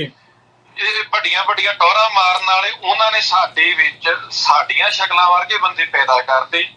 ਤੇ ਸਿੱਖਾਂ ਨੂੰ ਕੀ ਚਾਹੀਦਾ ਅੱਜ ਦੀ ਡੇਟ 'ਚ? ਸਿੱਖਾਂ ਨੂੰ ਸਿਰਫ ਚਾਹੀਦਾ ਜੀ ਪੈਸਾ।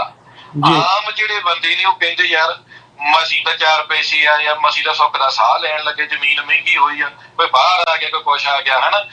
ਜਿਹੜਾ ਸਾਡਾ ਗੁਰੂ ਸਾਹਿਬ ਦੇ ਲੜ ਲੱਗੇ ਗੁਰਬਾਣੀ ਪੜ੍ਹਨਾ, ਗੁਰਬਾਣੀ ਪੜ੍ਹਨ ਨਾਲ ਮਨ ਸੁਤੰਤਰ ਹੋ ਜਾਂਦਾ ਹਨਾ ਜੀ।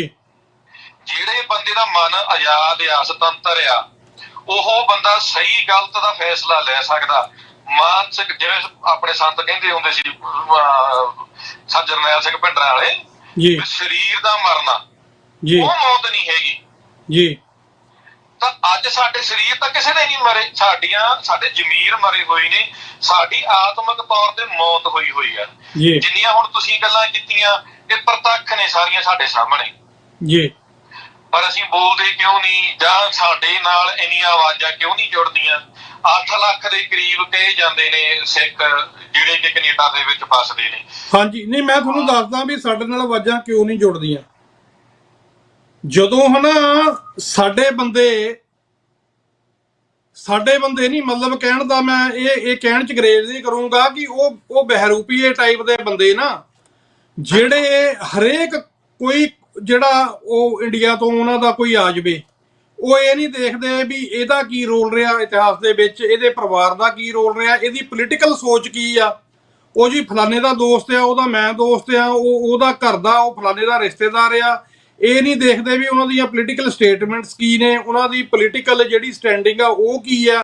ਇਹ ਉਹਨਾਂ ਧਿਰਾਂ ਦੇ ਵਿੱਚੋਂ ਹੈਗੇ ਆ ਜਿਹੜੇ ਸਾਡੇ ਕਤਲੋ-ਗਾਰਤ ਲਈ ਸਿੱਧੇ ਤੌਰ ਤੇ ਜ਼ਿੰਮੇਵਾਰ ਆ, ਹਨਾ।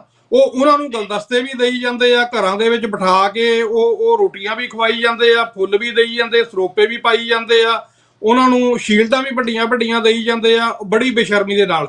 ਪਰ ਜਦੋਂ ਫਿਰ ਇਦਾਂ ਦੇ ਵਰਤਾਰੇ ਹੁੰਦੇ ਆ ਨਾ, ਹੁਣ ਤੁਸੀਂ ਦੇਖ ਲਓ ਨਿਊਜ਼ੀਲੈਂਡ ਚੋਂ ਕਿੰਨੀਆਂ ਖਬਰਾਂ ਆ ਰਹੀਆਂ। ਉਹ ਪ੍ਰਤਾਪ ਬਾਜਵਾ ਜਿਹੜਾ ਉਹ ਨਿਊਜ਼ੀਲੈਂਡ ਗਿਆ ਹੋਇਆ, ਉਹ ਕਿੰਨੇ ਚਿਹਰੇ ਉਹਨੇ ਨੰਗੇ ਕਰਤੇ ਆ। ਜਦੋਂ ਇਹੋ ਜਿਹੇ ਚਿਹਰੇ ਸਮਾਜ ਦੇ ਵਿੱਚ ਨੰਗੇ ਹੁੰਦੇ ਆ ਨਾ, ਫਿਰ ਲੋਕ ਜਿਹੜੇ ਸੋਚ ਰਹੇ ਹੁੰਦੇ ਆ ਵੀ ਅਸੀਂ ਇਸ ਚੱਕਰ 'ਚ ਆ ਜਾਈਏ, ਫਿਰ ਉਹ ਪਿੱਛੇ ਹਟ ਜਾਂਦੇ ਆ। ਯਾਰ ਉਹ ਕਹਿੰਦੇ ਅਸੀਂ ਕੀ ਲੈਣਾ, ਹਨਾ। ਵੀ ਜਦੋਂ ਆ ਜਿਹੜੇ ਸੋ ਕਾਲਡ ਲੀਡਰ ਤੁਰੇ ਫਿਰਦੇ ਆ, ਇਹਨਾਂ ਦੇ ਜੇ ਇਹ ਹਾਲ ਆ, ਇਹਨਾਂ ਨੂੰ ਕੋਈ ਵਧੀ ਘਟੀ ਦਾ ਹੈ ਨਹੀਂ। ਇਹਨਾਂ ਨੂੰ ਜਿਹੜਾ ਉਹ ਇੱਕ ਦਿਨ ਉਹ ਕਾਂਗਰਸੀਆਂ ਨਾਲ ਬੈਠੇ ਹੁੰਦੇ ਆ ਦਾਨ ਛਕਣ, ਤੇ ਅਗਲੇ ਦਿਨ ਜਿਹੜਾ ਉਹ ਕੋਈ ਨਾ ਕੋਈ ਇਹਨਾਂ ਨੇ ਪੰਥਕ ਪ੍ਰੋਗਰਾਮ ਰੱਖਿਆ ਹੁੰਦਾ। ਇਹੋ ਜਿਹੇ ਲੋਕਾਂ ਦੇ ਮਗਰ ਲੱਗ ਕੇ ਅਗਲਾ ਕਹਿੰਦਾ ਅਸੀਂ ਆਪਣੀ ਮੁਖਬਰੀ ਥੋੜਾ ਕਰਾਣੀ ਆ ਫਿਰ, ਹਨਾ, ਕਿਉਂਕਿ ਇਹਨਾਂ ਨੂੰ ਤਾਂ ਕੋਈ ਫਰਕ ਨਹੀਂ ਪੈਂਦਾ। ਬਿਲਕੁਲ ਬਿਲਕੁਲ ਜੀ ਭਾਈ ਸਾਹਿਬ ਜੀ, ਇੱਕ ਵਾਰੀ ਬਲਵੰਤ ਸਿੰਘ ਰਾਮੂਵਾਲੀਆ ਕੈਨੇਡਾ ਆਇਆ ਸੀ, ਬਹੁਤ ਪੁਰਾਣੀ ਗੱਲ ਆ ਵੈਸੇ, ਇਹ ਸੌਰ ਸਾਗਰ ਤੇ ਆ ਗਿਆ ਜੀ। ਤੁਸੀਂ ਯਕੀਨ ਕਰਿਓ ਲੋਕਾਂ ਨੇ ਰੋਣ ਲਾਤਾ ਸੀ, ਉਹ ਮਾਫੀਆਂ ਮੰਗਦਾ ਸੀ ਵੀ ਮੈਂ ਨਹੀਂ ਗਦਾਰੀ ਕੀਤੀ, ਮੈਂ ਨਹੀਂ ਪਿੱਛੇ ਮੁੜਿਆ। ਇੰਨੇ ਫੋਨ ਕਾਲ ਲਾਏ ਸੀ, ਉਹਨੂੰ ਕਹਿਣਾ ਪਿਆ ਵੀ ਨਹੀਂ ਉਹ ਤਾਂ ਟੌੜਾ ਸਾਹਿਬ, ਉਹਨੇ ਹੋਰ ਬੰਦਿਆਂ ਨੇ ਫਿਰ ਨਾਲ ਲੈਣੇ ਉੱਥੇ ਸ਼ੁਰੂ ਕਰਤੇ ਜੀ। ਨਹੀਂ ਮੈਂ ਨਹੀਂ, ਕਿਉਂਕਿ ਅਸੀਂ ਇਹਨਾਂ ਨੂੰ ਜਵਾਬਦੇਹੀ ਨਹੀਂ ਬਣਾਉਂਦੇ। ਇਹ ਬਿਲਕੁਲ ਸਹੀ ਗੱਲ ਆ ਜੀ, ਇਹ ਬਹਿਰੂਪੀਏ ਨੇ। ਅਸੀਂ ਮਾਨਸਿਕ ਤੌਰ ਤੇ ਸਿਰਫ ਇੰਨਾ ਕੁ ਚਾਹੁੰਦੇ ਆ ਵੀ ਅਸੀਂ ਖਾਈਏ ਪੀਏ। ਅਸੀਂ ਇਹ ਸਾਡੇ ਤਾਂ ਸਿੰਘਾਂ ਨੇ ਸਿਰ ਖੋਪੜ ਲੋ ਹੱਥ ਤੇ, ਹਨਾ ਜੀ, ਅਸੀਂ ਤਾਂ ਆਪਦੀ ਉਂਗਲ ਨਹੀਂ ਲਾ ਸਕਦੇ। ਨਹੀਂ ਗੱਲ ਤਾਂ ਇਹੀ ਆ ਨਾ, ਉਂਗਲ ਵੀ ਲਵਾਉਣ ਦੀ ਤੁਸੀਂ ਛੱਡੋ। ਇਹ ਤਾਂ ਮਤਲਬ ਇੱਥੇ ਤੱਕ ਕੰਮ ਕਰਕਿਆ ਹੋਇਆ ਵੀ ਦਿਨੇ ਤਾਂ ਪੱਗ ਬੰਨ ਕੇ ਗੁਰਦੁਆਰੇ ਜਾਣਾ ਹੀ ਖਾਲਿਸਤਾਨੀ ਆ, ਅਸੀਂ ਪੰਥਕ ਆ ਬਹੁਤ ਵੱਡੇ, ਸਾਡੇ ਬਿਨਾਂ ਕੋਈ ਕੰਮ ਹੋ ਹੀ ਨਹੀਂ ਸਕਦਾ। ਤੇ ਰਾਤ ਨੂੰ ਪੱਗਾਂ ਲਾ ਕੇ ਤੇ ਪਹਿਲਾਂ ਨਾਈ ਕੋ ਬਹਿ ਜਾਣਾ ਜਾ ਕੇ ਸ਼ਾਮ ਨੂੰ 5 ਵਜੇ, ਉਸ ਤੋਂ ਬਾਅਦ ਫਿਰ ਜਾ ਕੇ ਕਿਸੇ ਭੈੜੇ ਤੋਂ ਭੈੜੇ ਸਿੰਗਰ ਦਾ ਕੋਈ ਸ਼ੋਅ ਆ ਗਿਆ, ਉੱਥੇ ਵੀ ਚੱਲ ਜਾਣਾ, ਕਲੱਬਾਂ 'ਚ ਵੀ ਜਾਣਾ, ਹਨਾ। ਮਤਲਬ ਸਾਰਾ ਕੁਝ ਉਹ ਕਰਨਾ ਰੈਸਟੋਰੈਂਟਾਂ 'ਚ। ਤੇ ਉਦੋਂ ਮਤਲਬ ਜਿਹੜੀ ਆ ਉਹ ਖਾਲਿਸਤਾਨ ਜਿਹੜਾ ਉਹ ਪੱਗ ਦੇ ਨਾਲ ਹੀ ਲਾ ਕੇ ਰੱਖ ਦਿੰਦੇ ਆ। ਦੇਖੋ ਜੀ, ਸਾਡੇ ਗੁਰਦੁਆਰਿਆਂ ਦੇ ਵਿੱਚ ਉਹਨਾਂ ਨੇ ਘੁਸਪੈਠ ਹੀ ਇਦਾਂ ਕੀਤੀ ਆ। ਔਰ ਇਹ ਇੱਕ ਸ਼ਹਿਰ ਦੀ ਨਹੀਂ, ਸਾਰੇ ਸ਼ਹਿਰਾਂ 'ਚ ਇਹ ਹਾਲ ਆ। ਆਪਾਂ ਕਿਸੇ ਇੱਕ ਦਾ ਕੀ ਨਾਮ ਲੈਣਾ। ਹਰ ਸ਼ਹਿਰ ਦੀ ਗੁਰਦੁਆਰੇ ਦੀ ਪ੍ਰਬੰਧਕ ਕਮੇਟੀ ਦੇ ਵਿੱਚ 2-4 ਉਹਨਾਂ ਨੇ ਆਪਦੇ ਇਦਾਂ ਦੇ ਬੰਦੇ ਫਿੱਟ ਕੀਤੇ ਹੋਏ ਨੇ ਜਿਹੜੇ ਉਹਨਾਂ ਵਿਰੁੱਧ ਕੋਈ ਗੱਲ ਜਾਣ ਹੀ ਨਹੀਂ ਦਿੰਦੇ ਜੀ। ਹਾਂਜੀ,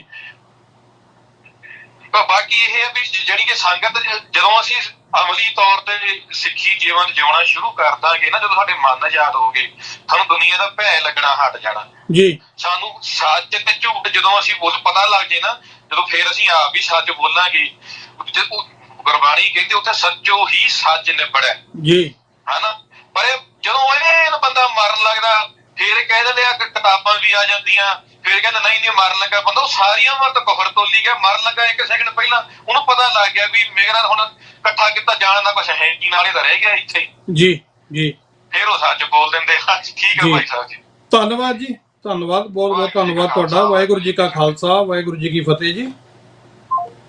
ਸੋ ਇਹ ਭਾਈ ਸਾਹਿਬ ਉਹਨਾਂ ਨੇ ਬੜੀ ਦੂਰੋਂ ਕਾਲ ਕੀਤੀ ਜੀ, ਅਲਬਰਟਾ ਤੋਂ ਕਾਲ ਆਈ ਸੀ ਇਹਨਾਂ ਦੀ, ਬਹੁਤ ਬਹੁਤ ਧੰਨਵਾਦ। ਕੋਈ ਹੋਰ ਵੀ ਵੀਰ ਜੇ ਗੱਲਬਾਤ ਪ੍ਰੋਗਰਾਮ ਦੇ ਵਿੱਚ ਸ਼ਮੂਲੀਅਤ ਕਰਨੀ ਚਾਹੁੰਦਾ ਤਾਂ 514 476 8484 ਇਹ ਨੰਬਰ ਨੇ ਤੁਹਾਡੀਆਂ ਸਕਰੀਨਾਂ ਤੇ ਪ੍ਰੋਗਰਾਮ ਦੇ ਸੰਬੰਧੀ ਤੁਸੀਂ ਕੋਈ ਗੱਲਬਾਤ ਕਰਨੀ ਆ ਤਾਂ ਜਰੂਰ ਪ੍ਰੋਗਰਾਮ ਦੇ ਵਿੱਚ ਸ਼ਾਮਲ ਹੋ ਸਕਦੇ ਹੋ। ਡਾਇਰੈਕਟ ਕਾਲ ਵੀ ਕਰ ਸਕਦੇ ਹੋ, WhatsApp ਦੇ ਉੱਤੇ ਵੀ ਇਹ ਕਾਲ ਜਿਹੜੀ ਆ ਕੀਤੀ ਜਾ ਸਕਦੀ ਆ, ਔਰ WhatsApp ਦੇ ਉੱਤੇ ਮੈਸੇਜ ਵੀ ਤੁਸੀਂ ਕਰ ਸਕਦੇ ਹੋ। ਤੇ ਅਸੀਂ ਦੇਖਦੇ ਹਾਂ ਜੀ ਹੁਣ YouTube ਦੇ ਉੱਤੇ ਜਿਹੜੇ ਕੋਈ ਮੈਸੇਜ ਸਾਡੇ ਕੋਲ ਆਏ ਨੇ ਤੇ ਅਸੀਂ ਉਹਨਾਂ ਨੂੰ ਸਾਂਝੇ ਕਰਨ ਦੀ ਕੋਸ਼ਿਸ਼ ਕਰਦੇ ਹਾਂ। ਜੀ ਕੈਮ ਪੱਠਲ ਕਹਿੰਦੇ ਨੇ ਜੀ ਖਾਲਿਸਤਾਨ ਜਿੰਦਾਬਾਦ। ਬਿਲਕੁਲ ਜੀ, ਖਾਲਿਸਤਾਨ ਜਿੰਦਾਬਾਦ। ਜਸਵੀਰ ਸਿੰਘ ਬਰਾੜ ਕਹਿੰਦੇ ਨੇ ਮਨਵੀਰ ਸਿੰਘ ਜੀ ਵਾਹਿਗੁਰੂ ਜੀ ਕਾ ਖਾਲਸਾ ਵਾਹਿਗੁਰੂ ਜੀ ਕੀ ਫਤਿਹ ਜੀ, ਬਹੁਤ ਬਹੁਤ ਧੰਨਵਾਦ ਜੀ। ਖਿੱਚ ਕੇ ਰੱਖੋ ਬਾਈ ਜੀ, ਸਿੱਖ ਕੌਮ ਤੁਹਾਡੇ ਨਾਲ ਡਟ ਕੇ ਖੜੀ ਹੈ ਜੀ। ਖਾਲਿਸਤਾਨ ਜਿੰਦਾਬਾਦ, ਖਾਲਿਸਤਾਨ ਜਿੰਦਾਬਾਦ ਜੀ, ਬਹੁਤ ਬਹੁਤ ਧੰਨਵਾਦ ਤੁਹਾਡਾ ਜਿਹੜਾ ਹੌਸਲਾ ਅਫਜ਼ਾਈ ਦੇ ਲਈ। ਹਰਜਿੰਦਰ ਸਿੰਘ MP ਜੀ ਇਹ ਕਹਿ ਰਹੇ ਆ ਜੀ, ਮੈਨੂੰ ਸਮਝ ਨਹੀਂ ਆਈ ਗੱਲ ਹਰਜਿੰਦਰ ਸਿੰਘ ਜੀ। ਤੇ ਸਰਪੰਚ ਜਸ ਗਿੱਲ ਖਾਲਿਸਤਾਨ ਜਿੰਦਾਬਾਦ, ਬਿਲਕੁਲ ਜੀ ਖਾਲਿਸਤਾਨ ਜਿੰਦਾਬਾਦ। ਸੁਖਜੀਤ ਸਿੰਘ ਵਾਹਿਗੁਰੂ ਜੀ ਜੀ। ਗੁਰਭੇਜ ਸਿੰਘ ਵਾਹਿਗੁਰੂ ਜੀ ਕਾ ਖਾਲਸਾ ਵਾਹਿਗੁਰੂ ਜੀ ਕੀ ਫਤਿਹ, ਖਾਲਿਸਤਾਨ ਜਿੰਦਾਬਾਦ ਜੀ, ਬਿਲਕੁਲ ਜੀ ਜਿੰਦਾਬਾਦ। ਸਿਮਰਨ ਗਗਨ ਹੁਣੀ ਉਹਨਾਂ ਨੇ ਨਾਮ ਲਿਖਿਆ ਜੀ, ਬਲਦੇਵ ਸਿੰਘ ਜੀ ਬਿਲਕੁਲ, ਜਸਵੀਰ ਸਿੰਘ ਬਰਾੜ, SFJ, ਗੁਰਪੰਤ ਸਿੰਘ ਪੰਨੂ, ਪੰਜਾਬ ਹੱਲ, ਖਾਲਿਸਤਾਨ ਹੀ ਹੱਲ ਹੈ, ਰੈਫਰੈਂਡਮ ਵੋਟਿੰਗ 17 ਅਗਸਤ ਇਨ ਅਮਰੀਕਾ, ਖਾਲਿਸਤਾਨ ਜਿੰਦਾਬਾਦ। ਤੇ ਆਤਿਫ ਰਾਜਾ ਕਹਿੰਦੇ ਨੇ ਜੀ ਖਾਲਿਸਤਾਨ ਜਿੰਦਾਬਾਦ, ਬਿਲਕੁਲ ਜੀ। ਤੇ ਆਉਣ ਵਾਲੇ ਜਿਹੜੇ ਪ੍ਰੋਗਰਾਮ ਨੇ ਥੋੜਾ ਜਿਹਾ ਉਹਨਾਂ ਦੇ ਉੱਤੇ ਆਪਾਂ ਝਾਤ ਮਾਰ ਲਈਏ। ਸਭ ਤੋਂ ਪਹਿਲਾਂ ਤਾਂ ਇਸ ਪ੍ਰੋਗਰਾਮ ਦੇ ਸਪਾਂਸਰ ਨੇ ਅਕਾਲ ਇੰਟਰਪ੍ਰੀਟਰ ਸਰਵਿਸਿਜ਼। ਸੋ ਅਕਾਲ ਇੰਟਰਪ੍ਰੀਟਰ ਸਰਵਿਸਿਜ਼, ਇਹਨਾਂ ਦੇ ਨੰਬਰ ਨੇ 514 770 7465। ਤੇ ਤੁਹਾਡਾ ਕੈਨੇਡਾ ਭਰ ਦੇ ਵਿੱਚ ਤੁਸੀਂ ਕਿਸੇ ਸਟੇਟ ਦੇ ਵਿੱਚ ਜਿਹੜਾ ਜੇ ਪੋਲੀਟੀਕਲ ਅਸਾਈਲਮ ਲੈਣਾ ਤਾਂ ਤੁਹਾਡਾ ਪੇਪਰ ਵਰਕ ਕਰਨ ਦੇ ਵਿੱਚ ਅਸੀਂ ਜਿਹੜਾ ਤੁਹਾਡੀ ਹੈਲਪ ਕਰਦੇ ਹਾਂ। ਜਿਹੜਾ ਤਰਜਮਾ ਤੁਹਾਡਾ ਉਹ ਅਸੀਂ ਕਰ ਸਕਦੇ ਹਾਂ, ਕਿਉਂਕਿ ਕਈ ਵਾਰੀ ਗੱਲਾਂ ਵਾਲੀਆਂ ਸਖਾਲੀਆਂ ਹੀ ਹੁੰਦੀਆਂ ਤੇ ਇੱਕ ਭਾਸ਼ਾ ਦਾ ਹੀ ਗੈਪ ਹੁੰਦਾ। ਉਹ ਗੈਪ ਜਿਹੜਾ ਅਸੀਂ ਭਰਨ ਦੀ ਕੋਸ਼ਿਸ਼ ਕਰਦੇ ਹਾਂ। ਤੇ ਵਕੀਲ ਵੀ ਸਾਡੇ ਕੋਲ ਜਿਹੜੀ ਲਾ ਇਨਫਿਨਿਟੀ LLP ਐਡਵੋਕੇਟਸ, ਜਿਹੜਾ ਲਾ ਇਨਫਿਨਿਟੀ ਐਡਵੋਕੇਟਸ LLP ਫਰਮ ਹੈ, ਤੁਹਾਨੂੰ ਵਿੰਡਜ਼ਰ ontario, ਲੰਡਨ ontario, GTA ਤੇ ਆਟਵਾ, ਉਸ ਤੋਂ ਇਲਾਵਾ ਮੌਂਟਰੀਅਲ ਦੇ ਵਿੱਚ ਅਸੀਂ ਇਹਨਾਂ ਦੇ ਐਸੋਸੀਏਟਸ ਹੈਗੇ ਆ। ਤੇ ਇਹ ਸੇਵਾਵਾਂ ਤੁਹਾਨੂੰ ਹਰ ਤਰ੍ਹਾਂ ਦੀ ਲੀਗਲ ਜਿਹੜੀ ਆ ਸਹਾਇਤਾ ਇਹ ਤੁਹਾਨੂੰ ਪ੍ਰਦਾਨ ਕਰਦੇ ਨੇ। ਔਰ ਕੈਨੇਡਾ ਭਰ ਦੇ ਵਿੱਚ ਕਿਤੇ ਵੀ ਤੁਸੀਂ, ਕਿਉਂਕਿ ਅੱਜ ਕੱਲ ਕੰਮ ਜਿਹੜਾ ਹੈਗਾ ਉਹ ਸਾਰਾ ਆਨਲਾਈਨ ਹੈ ਤੇ ਬੜਾ ਸੌਖਾ ਜਿਹਾ ਇਹ ਕੰਮ ਹੋ ਗਿਆ। ਤੇ ਆਨਲਾਈਨ ਜਿਹੜਾ ਤੁਸੀਂ ਇਹਨਾਂ ਨੂੰ ਸਲਾਹ, ਇਹਨਾਂ ਨਾਲ ਅਪਾਇੰਟਮੈਂਟ ਬਣਾ ਕੇ ਜਿਹੜੀ ਆ ਉਹ ਲੈ ਸਕਦੇ ਹੋ। ਸਾਡੇ ਨਾਲ ਕੰਟੈਕਟ ਕਰ ਲਓ, ਅਸੀਂ ਤੁਹਾਡਾ ਰਾਬਤਾ ਇਹਨਾਂ ਦੇ ਨਾਲ ਕਰਾ ਸਕਦੇ ਹਾਂ। ਔਰ ਇਹ ਤੋਂ ਇਲਾਵਾ ਕੋਈ ਹੋਰ ਤੁਹਾਡਾ ਇਮੀਗ੍ਰੇਸ਼ਨ ਦਾ ਕੰਮ ਆ, ਸਿਟੀਜ਼ਨਸ਼ਿਪ ਦਾ ਕੋਈ ਕੰਮ ਹੈਗਾ, ਕੋਈ ਫਾਰਮ ਪੇਪਰ ਵਰਕ ਫਿਲ ਕਰਨਾ, PR ਕਾਰਡ ਦਾ ਕੋਈ ਸਪਾਂਸਰਸ਼ਿਪ ਬਣਾਉਣੀ ਆ, ਕੋਈ ਕੈਨੇਡੀਅਨ ਪਾਸਪੋਰਟ ਜਿਹੜਾ ਬਣਾਉਣਾ, ਹਾਂ ਇੰਡੀਅਨ ਪਾਸਪੋਰਟ ਲਈ ਸਾਨੂੰ ਨਾ ਕੰਟੈਕਟ ਕਰਿਓ, ਅਸੀਂ ਨਹੀਂ ਉਹਦੇ 'ਚ ਕੁਝ ਕਰ ਸਕਦੇ, ਉਹਦੇ ਲਈ ਅਸੀਂ ਸੌਰੀ ਹਾਂ। ਪਰ ਕੈਨੇਡੀਅਨ ਕੋਈ ਪਾਸਪੋਰਟ ਟਰੈਵਲ ਡਾਕੂਮੈਂਟ ਤੁਸੀਂ ਅਪਲਾਈ ਕਰਨਾ ਤਾਂ ਅਸੀਂ ਪੇਪਰ ਵਰਕ ਫਿਲ ਕਰਨ ਦੇ ਵਿੱਚ ਵਾਜਬ ਰੇਟਾਂ ਦੇ ਉੱਤੇ ਤੁਹਾਡੀ ਹੈਲਪ ਜਿਹੜੀ ਆ ਉਹ ਕਰ ਸਕਦੇ ਆ। ਤੇ ਲਾ ਇਨਫਿਨਿਟੀ ਐਡਵੋਕੇਟਸ LLP ਜਿਹੜੀ ਉਹ ਫਰਮ ਆ ਜਿਹਦੇ ਨਾਲ ਅਸੀਂ ਉਹਨਾਂ ਦੇ ਐਸੋਸੀਏਟਸ ਹੈਗੇ ਆ। ਸੋ ਇਹ ਤੋਂ ਇਲਾਵਾ ਹੁਣ ਆਪਾਂ ਥੋੜੇ ਜਿਹੇ ਪ੍ਰੋਗਰਾਮਾਂ ਬਾਰੇ ਝਾਤ ਮਾਰ ਲਈਏ। ਸਭ ਤੋਂ ਪਹਿਲਾਂ ਤਾਂ ਆਉਣ ਵਾਲੀ 15 ਅਗਸਤ ਨੂੰ ਦੁਪਹਿਰੇ 1 ਵਜੇ ਤੋਂ ਲੈ ਕੇ ਤੇ 3 ਵਜੇ ਤੱਕ ਜਿਹੜਾ ਭਾਰੀ ਰੋਸ rally, India's betrayal of the Sikhs, ਵੀ ਇਹ ਕਾਲਾ ਦਿਨ ਹੈ 15 ਅਗਸਤ। ਇਹ ਜਿਹੜਾ ਬਿਟਰਾਇਲ ਹੈ ਸਿੱਖਾਂ ਦੇ ਨਾਲ, ਧੋਖੇ ਧੜੀ ਆ, ਇਹ ਕਾਲਾ ਦਿਨ ਹੈ ਉਸ ਹਿਸਟਰੀ ਦੇ ਵਿੱਚ, ਹਿਊਮਨ ਹਿਸਟਰੀ ਦੇ ਵਿੱਚ। ਸੋ ਇਸ ਰੈਲੀ ਦੇ ਵਿੱਚ ਜਿਹੜਾ ਤੁਸੀਂ ਹਿੱਸਾ ਲੈਣਾ, ਤੇ ਇਹ 10 ਸਪਰਿੰਗਫੀਲਡ ਰੋਡ ਆਟਵਾ ਦੇ ਵਿੱਚ ਇਹ ਰੈਲੀ ਹੋਣ ਜਾ ਰਹੀ ਹੈ। ਭਾਰਤੀ ਹਾਈ ਕਮਿਸ਼ਨ ਦੇ ਸਾਹਮਣੇ, ਭਾਰਤੀ ਬੁੱਚੜਖਾਨੇ ਕੌਂਸੂਲੇਟ ਦੇ ਸਾਹਮਣੇ ਇਹ ਰੈਲੀ ਜਿਹੜੀ ਹੋਣ ਵਾਲੀ ਆ, ਜਿਨ੍ਹਾਂ ਦੇ ਉੱਤੇ ਅਸੀਂ ਨਹੀਂ ਕਹਿ ਰਹੇ, RCMP ਕਹਿ ਰਹੀ ਆ, ਸੀਸਸ ਕਹਿ ਰਹੀ ਆ, ਤੇ ਕੈਨੇਡਾ ਦੀ ਸਰਕਾਰ ਕਹਿ ਰਹੀ ਆ ਕਿ ਇਸ ਕੌਂਸੂਲੇਟ ਦੇ ਵਿੱਚ ਰਹਿਣ ਵਾਲੇ ਜਿਹੜੇ 6 ਡਿਪਲੋਮੈਟ ਆ ਕਿਕ ਆਫ ਕੀਤੇ ਗਏ ਆ, ਕਿਉਂਕਿ ਇਹਨਾਂ ਦਾ ਸਿੱਧਾ ਹੱਥ ਹੈ ਸਿੱਖਾਂ ਨੂੰ ਕਤਲ ਕਰਾਉਣ ਦੇ ਵਿੱਚ। ਇਸ ਰੈਲੀ ਦੇ ਜਿਹੜੇ ਆ ਮੁੱਦੇ ਆ ਮੇਨ ਉਹ ਹੈਗੇ ਆ ਜੀ, ਸਿੱਖ ਜੈਨੋਸਾਈਡ ਕੰਟੀਨਿਊ ਆ, ਹਜੇ ਵੀ ਕੰਟੀਨਿਊ ਆ, ਬਲਕਿ ਕੈਨੇਡਾ ਦੇ ਵਿੱਚ, ਅਮਰੀਕਾ ਦੇ ਵਿੱਚ, ਆਸਟ੍ਰੇਲੀਆ ਦੇ ਵਿੱਚ ਜਾਂ 5 ਆਈ ਕੰਟਰੀ ਦੇ ਵਿੱਚ, ਹੁਣ ਤਾਂ ਯੂਰੋਪੀਅਨ ਯੂਨੀਅਨ ਨੇ ਵੀ ਕਹਿ ਹਿੰਦੁਸਤਾਨ ਦੀ ਕਾਲੀ ਹਕੂਮਤ ਦਾ ਕਾਲਾ ਪਰਛਾਵਾਂ ਜਿਹੜਾ ਉਹ ਪੈ ਚੁੱਕਾ। ਸੋ ਇਸ ਰੈਲੀ ਦੇ ਵਿੱਚ ਜਾਣ ਦੇ ਲਈ ਜਿਹੜਾ ਗੁਰੂ ਨਾਨਕ ਦਰਬਾਰ ਲਸਾਲ, ਇਹ ਪੰਥ ਦੀ ਆਪਣੀ ਸੰਸਥਾ, ਇਸ ਸੰਸਥਾ ਤੋਂ ਬੱਸਾਂ ਚੱਲਣਗੀਆਂ, ਪੰਥ ਦੇ ਆਪਣੇ ਖਰਚੇ ਦੇ ਬੱਸਾਂ ਚੱਲਣਗੀਆਂ। ਤੇ ਬੱਸਾਂ ਦੇ ਉਹਨਾਂ ਦੇ ਨਾਲ ਕੰਟੈਕਟ ਕਰ ਸਕਦੇ ਹੋ।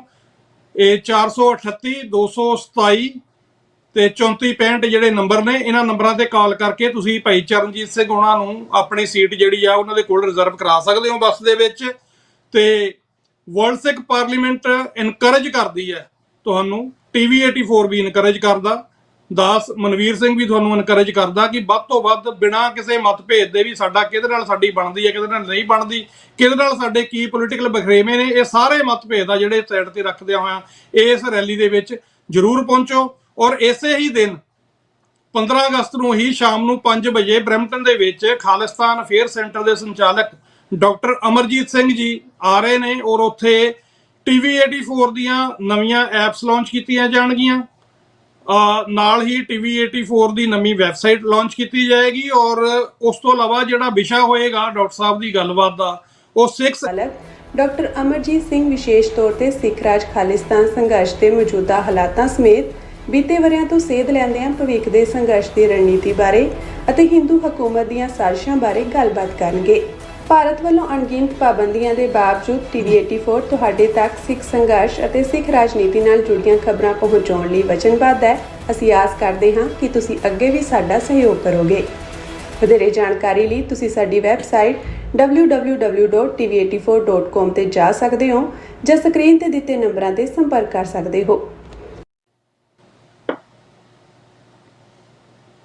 ਸੋ ਇਹ ਪ੍ਰੋਗਰਾਮ ਨੇ ਜੀ 15 ਅਗਸਤ ਦਾ ਦੂਜਾ ਪ੍ਰੋਗਰਾਮ ਸ਼ਾਮ ਨੂੰ ਜਿਹੜਾ 5 ਵਜੇ ਬਰੈਂਪਟਨ ਦੇ ਜਿਹੜਾ ਗੋਰਮੈਡੋ ਸਿਟੀ ਸੈਂਟਰ ਦੇ ਵਿੱਚ ਤੁਸੀਂ ਪਹੁੰਚਣਾ। ਹਾਲ ਨੰਬਰ 2 ਹੈ ਤੇ ਉੱਥੇ ਤੁਸੀਂ ਜਿਹੜਾ ਇਸ ਪ੍ਰੋਗਰਾਮ ਦੇ ਵਿੱਚ ਸ਼ਾਮਲ ਹੋ ਸਕਦੇ ਹੋ। ਤੇ ਅਗਲਾ ਜਿਹੜਾ ਪ੍ਰੋਗਰਾਮ ਆ ਉਸ ਤੋਂ ਅਗਲੇ ਦਿਨ 16 ਅਗਸਤ ਨੂੰ ਮੌਂਟਰੀਅਲ ਦੇ ਵਿੱਚ ਜਿਹੜਾ ਇਹ ਪ੍ਰੋਗਰਾਮ ਹੋਣ ਜਾ ਰਿਹਾ, ਸਟੇਟ ਆਫ ਸਟੇਟਲੈਸ। ਕਿ ਜੇ ਪੰਜਾਬੀ 'ਚ ਗੱਲ ਕਰਨੀ ਹੋਵੇ ਕਿ ਬੇਕ ਜਿਹੜੀ ਆ ਉਹ ਕੀ ਹੈ। ਸੋ ਇਹ ਜਿਹੜਾ ਪ੍ਰੋਗਰਾਮ ਆ ਸਟੇਟ ਆਫ ਸਟੇਟਲੈਸ ਉਹ ਇੰਟਰਨੈਸ਼ਨਲ ਸਿੱਖ ਕੌਂਸਲ ਵੱਲੋਂ ਮੌਂਟਰੀਅਲ ਦੇ ਵਿੱਚ ਰੱਖਿਆ ਗਿਆ। ਤੋ ਇਹਦੇ ਵਿੱਚ ਜਿਹੜਾ ਉਹ ਸਿੱਖਾਂ ਦੇ ਮੌਜੂਦਾ ਹਾਲਾਤ ਨੇ ਜਿਹੜੇ ਉਹਨਾਂ ਦੇ ਉੱਤੇ ਗੱਲਬਾਤ ਹੋਏਗੀ। ਸਰਦਾਰ ਅਮਨਦੀਪ ਸਿੰਘ ਜੀ ਜਿਹੜੇ ਸਿੱਖ ਰਾਈਟਰ ਨੇ, ਸਕਾਲਰ ਨੇ, ਉਹ ਪਹੁੰਚ ਰਹੇ ਨੇ ਜੀ, ਰਿਸਰਚਰ ਨੇ, ਉਹ ਕੈਲੀਫੋਰਨੀਆ ਤੋਂ ਚੇਚੇ ਤੌਰ ਤੇ ਪਹੁੰਚ ਰਹੇ ਨੇ। ਉਸ ਤੋਂ ਇਲਾਵਾ ਸਰਦਾਰ ਭਗਤ ਸਿੰਘ ਬਰਾੜ ਇਸ ਪ੍ਰੋਗਰਾਮ ਦੇ ਵਿੱਚ ontario ਗੁਰਦੁਆਰਾ ਕਮੇਟੀ ਤੋਂ ਸ਼ਮੂਲੀਅਤ ਕਰਨਗੇ ਔਰ ਦਾਸ ਨੂੰ ਵੀ ਇੱਥੋਂ ਜਿਹੜਾ ਉਹ ਸੱਦਾ ਪੱਤਰ ਜਿਹੜਾ ਆਇਆ ਤੇ ਦਾਸ ਵੀ ਜਿਹੜਾ ਆਪਣੇ ਵਿਚਾਰ ਆ ਉੱਥੇ ਉਹ ਰੱਖਣ ਦੀ ਕੋਸ਼ਿਸ਼ ਕਰੇਗਾ। ਸੋ ਇਹ ਜਿਹੜਾ ਪ੍ਰੋਗਰਾਮ ਹੈ ਇਹ 3 ਵਜੇ ਤੋਂ ਲੈ ਕੇ 6 ਵਜੇ ਤੱਕ 16 ਅਗਸਤ ਸੈਟਰਡੇ ਨੂੰ ਹੋਏਗਾ ਤੇ 640 ਜੈਰੀ ਸਟਰੀਟ ਵੈਸਟ ਮੌਂਟਰੀਅਲ। ਸੋ 640 ਪਾਰਕੈਕਸ ਏਰੀਏ ਦੇ ਵਿੱਚ ਇਹ ਪ੍ਰੋਗਰਾਮ ਆ ਜੀ, ਜੈਰੀ ਸਟਰੀਟ ਵੈਸਟ 640 ਨੰਬਰ ਆ ਬਿਲਡਿੰਗ ਦਾ ਜਿੱਥੇ ਇਹ ਪ੍ਰੋਗਰਾਮ ਹੋਣਾ। ਸੋ ਅਸੀਂ ਤੁਹਾਨੂੰ ਇਨਕਰੇਜ ਕਰਦੇ ਹਾਂ ਕਿ ਇਸ ਪ੍ਰੋਗਰਾਮ ਦੇ ਵਿੱਚ ਵੀ, ਕਿਉਂਕਿ ਬਹੁਤ ਜਿਹੜੇ ਸੂਝਵਾਨ ਬੁਲਾਰੇ ਨੇ, ਸਰਦਾਰ ਭਗਤ ਸਿੰਘ ਹੋਣੀ ਜਿਹੜੇ ਪਰਿਵਾਰ ਤੋਂ ਸੰਬੰਧ ਰੱਖਦੇ ਨੇ, ਆਪਾਂ ਨੂੰ ਸਭ ਨੂੰ ਪਤਾ, ਤੇ ਸਰਦਾਰ ਜਿਹੜਾ ਅਮਨਦੀਪ ਸਿੰਘ ਜੀ ਨੇ ਸਪੈਸ਼ਲ ਕੈਲੀਫੋਰਨੀਆ ਤੋਂ ਆ ਰਹੇ ਨੇ ਇੱਕ ਨਵਾਂ ਪ੍ਰੋਜੈਕਟ ਪੰਥ ਦੇ ਲਈ ਜਿਹੜਾ ਉਹ ਲੈ ਕੇ ਆ ਰਹੇ ਨੇ ਕਿ ਸਾਡੀ ਜਿਹੜੀ ਸਥਿਤੀ ਹੈ ਉਹ ਕੀ ਹੈ, ਉਹਦੇ ਬਾਰੇ ਜਿਹੜੀ ਹੈ ਇਹ ਗੱਲਬਾਤ ਉਹ ਕਰਨਗੇ। ਤੇ ਉੱਥੇ ਤੁਹਾਨੂੰ ਅਸੀਂ ਬੇਨਤੀ ਕਰਦੇ ਹਾਂ ਵੀ ਉੱਥੇ ਪਹੁੰਚੋ। ਤੇ 15 ਅਗਸਤ ਨੂੰ ਜਿਹੜਾ ਵਾਸ਼ਿੰਗਟਨ DC ਅਮਰੀਕਾ ਦੀ ਰਾਜਧਾਨੀ ਹੈ, ਉੱਥੇ ਵੀ ਜਿਹੜਾ ਉਹ ਸਿੱਖਸ ਫॉर ਜਸਟਿਸ ਵੱਲੋਂ ਤੇ तमाम ਜਿਹੜੀਆਂ ਹੋਰ ਜਥੇਬੰਦੀਆਂ ਆਜ਼ਾਦੀ ਪਸੰਦ ਨੇ ਜਿਨ੍ਹਾਂ ਦੇ ਵਿੱਚ ਵਰਲਡ ਸਿੱਖ ਪਾਰਲੀਮੈਂਟ ਹੈ, East cost coordination Gurdwara coordination committee ਹੈ, ਉਹਦੇ 'ਚ ਸ਼੍ਰੋਮਣੀ ਅਕਾਲੀ ਦਲ ਅੰਮ੍ਰਿਤਸਰ ਹੈ, ਉਹਦੇ 'ਚ ਜਿਹੜਾ ਉਹ ਇੱਕ ਸਾਡਾ ਹੋਰ NGO ਆ ਜਿਹੜਾ ਉੱਥੇ ਲੌਬਿੰਗ ਲਈ ਬਣਿਆ ਹੋਇਆ, ਜਿਹੜਾ ਉਹ ਵੀ ਸਿੱਖ ਅਸੈਂਬਲੀ, ਉਹਦੇ ਨੌਜਵਾਨ ਵੀ ਪਹੁੰਚਣਗੇ। ਤੇ ਇਹ ਜ਼ੋਰਦਾਰ ਜਿਹੜਾ ਰੋਸ ਮੁਜ਼ਾਹਰਾ ਤੇ ਰੈਲੀ ਆ ਜਿਹੜੀ ਉਹ ਭਾਰਤੀ ਸਫਾਰਤਖਾਨੇ ਵਾਸ਼ਿੰਗਟਨ DC ਜਿਹੜੀ ਅਮਰੀਕਾ ਦੀ ਰਾਜਧਾਨੀ ਆ ਉਹਦੇ ਮੂਹਰੇ ਹੋ ਰਿਹਾ। ਤੇ ਉੱਥੇ ਵੀ ਵੱਧ ਚੜ ਕੇ ਤੁਸੀਂ ਜ਼ਰੂਰ ਪਹੁੰਚੋ। ਤਕਰੀਬਨ 12 ਵਜੇ ਦਾ ਉੱਥੇ ਦਾ ਵੀ ਟਾਈਮ ਹੈਗਾ। ਤੇ ਉਸ ਤੋਂ ਇਲਾਵਾ ਫਿਰ 17 ਤਰੀਕ ਨੂੰ ਹੋਣਾ 17 ਅਗਸਤ ਵਾਸ਼ਿੰਗਟਨ DC ਨੈਸ਼ਨਲ ਮਾਲ। ਸੋ ਜਿੱਥੇ ਅਮਰੀਕਾ ਦੀ ਜਿਹਨੂੰ ਆਪਾਂ ਪਾਰਲੀਮੈਂਟ ਕਹਿ ਸਕਦੇ ਆ, ਇੱਥੇ ਉਹਨੂੰ ਜਿਹੜਾ ਉਹ ਕਾਂਗਰਸ ਕਿਹਾ ਜਾਂਦਾ, ਅਮਰੀਕਨ ਕਾਂਗਰਸ ਹਾਲ ਹੈ ਜਿਹੜਾ, ਉਹਦੇ ਸਾਹਮਣੇ ਉਸ ਗਲਿਆਰੇ ਦੇ ਵਿੱਚ ਜਿੱਥੇ ਇੱਕ ਪਾਸੇ ਵਾਈਟ ਹਾਊਸ ਹੈ, ਇੱਕ ਪਾਸੇ ਅਮਰੀਕਨ ਕਾਂਗਰਸ ਦੀ ਬਿਲਡਿੰਗ ਆ, ਉੱਥੇ ਉਹਦੇ ਗੱਭੇ 'ਚ ਇੱਕ ਜਗ੍ਹਾ ਪੈਂਦੀ ਹੈ ਨੈਸ਼ਨਲ ਜਿਹੜੀ ਮਾਲ ਦੇ ਨਾਂ ਦੇ ਉੱਤੇ। ਤੇ ਨੈਸ਼ਨਲ ਮਾਲ ਵਾਸ਼ਿੰਗਟਨ DC ਤੁਸੀਂ ਆਪਣੇ GPS 'ਚ ਪਾਓਗੇ ਤਾਂ ਸਿੱਧਾ ਤੁਹਾਨੂੰ ਜਿੱਥੇ ਢੋਲ ਵੱਜਦੇ ਹੋਣਗੇ ਉੱਥੇ GPS ਤੁਹਾਡਾ ਲੈ ਜਾਏਗਾ। ਤੇ ਖਾਲਿਸਤਾਨ ਜਿੰਦਾਬਾਦ ਦੇ ਨਾਅਰੇ ਤੁਸੀਂ ਦੂਰ ਦੂਰ ਤੋਂ ਸੁਣ ਸਕੋਗੇ। ਉੱਥੇ ਤੁਸੀਂ ਜਿਹੜਾ ਆਪਣੀ ਵੋਟ ਦਾ ਹੱਕ ਆ ਜਿਹੜਾ ਉਹ ਪਾਣ ਜਾਣਾ। ਸਵਾਲ ਇੱਕੋ ਹੀ ਆ, ਕੀ ਪੰਜਾਬ ਭਾਰਤੀ ਕਬਜ਼ੇ ਤੋਂ ਆਜ਼ਾਦ ਹੋਣਾ ਚਾਹੀਦਾ, ਹਾਂ ਜਾਂ ਨਾ? ਉਹ ਜਾ ਕੇ ਤੁਸੀਂ ਵੋਟ ਦੇ ਉੱਤੇ ਆਪਣਾ ਟਿਕ ਮਾਰਕ ਕਰ ਦੇਣਾ। ਔਰ ਇਸ ਪ੍ਰੋਗਰਾਮ ਦੇ ਉੱਤੇ ਅਚੋਚੇ ਤੌਰ ਤੇ ਅਸੀਂ ਤੁਹਾਨੂੰ ਬੇਨਤੀ ਕਰਦੇ ਹਾਂ ਕਿ ਸਿੱਖ ਕੌਮ ਦੀ ਇਹ ਮੁਹਿੰਮ ਆ ਤੇ ਇਹਦੇ 'ਚ ਵੀ ਤੁਸੀਂ ਜਿਵੇਂ ਅਸੀਂ ਪਹਿਲਾਂ ਕਿਹਾ ਕਿ ਓਟਵਾ ਵਾਲੇ ਪ੍ਰੋਗਰਾਮ ਜਾਂ ਜਿੰਨੇ ਵੀ ਜਦੋਂ ਪ੍ਰੋਗਰਾਮ ਕੋਈ ਰੱਖਦਾ ਹੁੰਦਾ ਨਾ, ਜਿਹੜੇ ਆਪਣੇ ਬਖਰੇਵੇਂ ਹੁੰਦੇ ਆ ਉਹ ਬਾਹਰ ਹੁੰਦੇ ਆ ਆਊਟਸਾਈਡ। ਜਦੋਂ ਕੌਮ ਦਾ ਕੋਈ ਸਾਂਝਾ ਪ੍ਰੋਗਰਾਮ ਰੱਖਿਆ ਜਾਂਦਾ ਉਹ ਕਿਸੇ ਵੱਲੋਂ ਵੀ ਹੋਵੇ, ਅਸੀਂ ਸਾਰਿਆਂ ਨੇ ਉੱਥੇ ਜਿਹੜਾ ਉਹ ਵੱਧ ਚੜ ਕੇ ਉਤਸ਼ਾਹ ਦੇ ਨਾਲ ਪਹੁੰਚਣਾ ਹੁੰਦਾ। ਜਿਹੜੀਆਂ ਸਾਡੀਆਂ ਆਪਣੀਆਂ ਮਾੜੀਆਂ ਮੋਟੀਆਂ ਤੂੰ ਮੈਂ ਹੈਗੀਆਂ ਇੱਕ ਦੂਜੇ ਨੂੰ ਤੋਂਬਤਾਂ ਉਹ ਆਪਾਂ ਸੋਸ਼ਲ ਮੀਡੀਆ ਤੇ ਲਾਈ ਜਾਂਦੇ ਆ ਰੋਜ਼, ਉਹਦਾ ਕੋਈ ਫਰਕ ਨਹੀਂ ਪੈਂਦਾ। ਉਸ ਚੀਜ਼ ਦਾ ਜਿਹੜਾ ਉਹ ਕੋਈ ਵੀ ਇਫੈਕਟ ਹੈ ਜਿਹੜਾ ਪੰਥਕ ਕੰਮ ਨੇ ਜਿਹੜੇ ਉਹਨਾਂ ਤੇ ਨਹੀਂ ਹੋਣਾ ਚਾਹੀਦਾ। ਤੇ ਇਸ ਲਈ ਮੇਰੀ ਇਹ ਬੇਨਤੀ ਆ ਤੁਹਾਨੂੰ ਕਿ ਜਿੰਨੇ ਪ੍ਰੋਗਰਾਮ ਇਹ ਸਾਂਝੇ ਕੀਤੇ ਆ ਤੇ ਇਹਨਾਂ ਸਾਰਿਆਂ ਦੇ ਵਿੱਚ ਜ਼ਰੂਰ ਹਾਜ਼ਰੀ ਆ ਜਿਹੜੀ ਉਹ ਲਵਾਈ ਜਾਵੇ। ਤੇ ਲਾਈਨ ਜਿਹੜੀ ਆ ਹੁਣ ਵੀ ਖੁੱਲੀ ਹੈ ਜੀ, ਤੁਸੀਂ ਕਾਲ ਕਰ ਸਕਦੇ ਹੋ ਜੇ ਤੁਸੀਂ ਪ੍ਰੋਗਰਾਮ ਦੇ ਵਿੱਚ ਗੱਲਬਾਤ ਆ ਜਿਹੜੀ ਉਹ ਕਰਨੀ ਹੋਵੇ। ਤੇ ਉਦੋਂ ਤੱਕ ਜਦ ਤੱਕ ਕੋਈ ਕਾਲ ਆਉਂਦੀ ਆ ਜਾਂ ਨਹੀਂ ਆਉਂਦੀ, ਆਪਾਂ ਥੋੜਾ ਜਿਹਾ ਹਾਈਲਾਈਟ ਆ ਜਿਹੜਾ ਇਹ 15 ਅਗਸਤ ਦਾ ਜਿਹੜਾ ਕਾਲਾ ਦਿਨ ਆ ਉਹਦੇ ਬਾਰੇ ਵੀ ਆਪਾਂ ਕਰ ਲਈਏ ਕਿ ਸਾਨੂੰ ਕੀ ਤਕਲੀਫ ਆ ਇਸ ਦਿਨ ਤੋਂ। ਤਕਲੀਫ ਸਾਡੀ ਇਹ ਆ ਬਈ ਇੱਕ ਤਾਂ 1 ਮਿਲੀਅਨ ਤੋਂ ਵੱਧ ਲਾਸ਼ਾਂ ਜਿਹੜੀਆਂ ਉਸ ਖਿੱਤੇ ਦੇ ਉੱਤੇ, ਜਦੋਂ ਇਹ ਸੋ ਕਾਲਡ ਇਸ ਖਿੱਤੇ ਦੀ ਪਾਕਿਸਤਾਨ ਤੇ ਇੰਡੀਆ ਵਜੋਂ ਇਹਦਾ ਬਟਵਾਰਾ ਹੋਇਆ। ਬਟਵਾਰਾ ਕੀ ਹੋਇਆ ਜੀ, ਉੱਥੇ ਜਾਂ ਤਾਂ ਪੰਜਾਬ ਵੰਡਿਆ ਗਿਆ ਤੇ ਜਾਂ ਬੰਗਾਲ ਵੰਡਿਆ ਗਿਆ। ਲੋਕ ਜਿਹੜੇ ਆ ਘਰੋਂ ਬੇਘਰ ਹੋਏ, 10 ਲੱਖ ਦੇ ਕਰੀਬ ਜਿਹੜੀਆਂ ਉੱਥੇ ਮੌਤਾਂ ਹੋਈਆਂ ਤੇ 20 ਲੱਖ ਦੇ 25 ਲੱਖ ਦੇ ਕਰੀਬ ਜਿਹੜੇ ਲੋਕ ਨੇ ਉਹ ਘਰੋਂ ਬੇਘਰ ਹੋਏ। ਇੱਧਰਲੇ ਜਿਹੜੇ ਚੜ੍ਹਦੇ ਪੰਜਾਬ ਦੇ ਲੋਕ ਨੇ ਉਹਨਾਂ ਨੂੰ ਪਾਕਿਸਤਾਨ ਦੇ ਵਿੱਚ ਰਿਫਿਊਜੀ ਕਿਹਾ ਗਿਆ, ਲਹਿੰਦੇ ਪੰਜਾਬ 'ਚ ਰਿਫਿਊਜੀ ਕਿਹਾ ਗਿਆ। ਲਹਿੰਦੇ ਪੰਜਾਬ ਤੋਂ ਜਿਹੜੇ ਉੱਜੜ ਕੇ ਲੋਕ ਇੱਧਰ ਆਏ ਕਿ ਸਾਡਾ ਧਰਮ ਸੁਰੱਖਿਅਤ ਰਹੂਗਾ, ਉਹਨਾਂ ਨੂੰ ਇਸ ਪਾਸੇ ਵੀ ਜਿਹੜਾ ਉਹ ਰਿਫਿਊਜੀ ਕਿਹਾ ਗਿਆ। ਉਸ ਤੋਂ ਇਲਾਵਾ ਉਹਨਾਂ ਨੇ ਸਟਰਗਲ ਕਰਕੇ ਆਪਣੇ ਕਾਰੋਬਾਰ ਖੜੇ ਕੀਤੇ, ਉਹ ਫਿਰ 1984 ਦੇ ਵਿੱਚ ਫੂਕ ਦਿੱਤੇ ਗਏ। ਜਿਹੜਾ ਬਚਦਾ ਪੰਜਾਬ ਸੀ ਉਹਨੂੰ ਅਗਾਊਂ 4 ਹਿੱਸਿਆਂ ਦੇ ਵਿੱਚ ਵੰਡ ਦਿੱਤਾ ਗਿਆ। ਪੰਜਾਬੀ ਬੋਲੀ ਰੈਕੋਗਨਾਈਜ਼ ਕਰਾਉਣ ਦੇ ਲਈ 57,000 ਗ੍ਰਿਫਤਾਰੀਆਂ ਹੋਈਆਂ ਤੇ ਸੈਂਕੜੇ ਸ਼ਹਾਦਤਾਂ ਹੋਈਆਂ। ਤੇ ਫਿਰ ਸਾਨੂੰ ਨਿੱਕਾ ਜਿਹਾ ਸੂਬਾ ਜਿਹੜਾ ਸਾਡਾ 2.5 ਲੱਖ ਮੁਰੱਬਾ ਜਿਹੜਾ ਸਕੁਅਰ ਕਿਲੋਮੀਟਰ, ਜਿਹੜਾ 2.5 ਲੱਖ ਸਕੁਅਰ ਮਾਈਲ ਦਾ ਖਿੱਤਾ ਜਿਹੜਾ ਉਹ ਜਿਹੜਾ ਸਿਰਫ 55,000 ਵੀ ਪੂਰਾ ਨਹੀਂ, ਉਹ 54,000 ਜਿਹੜਾ 800 ਸਕੁਅਰ ਕਿਲੋਮੀਟਰ ਬਣਦਾ, ਉਹਦੇ 'ਚ ਸਾਨੂੰ ਸਮੇਟ ਦਿੱਤਾ ਗਿਆ।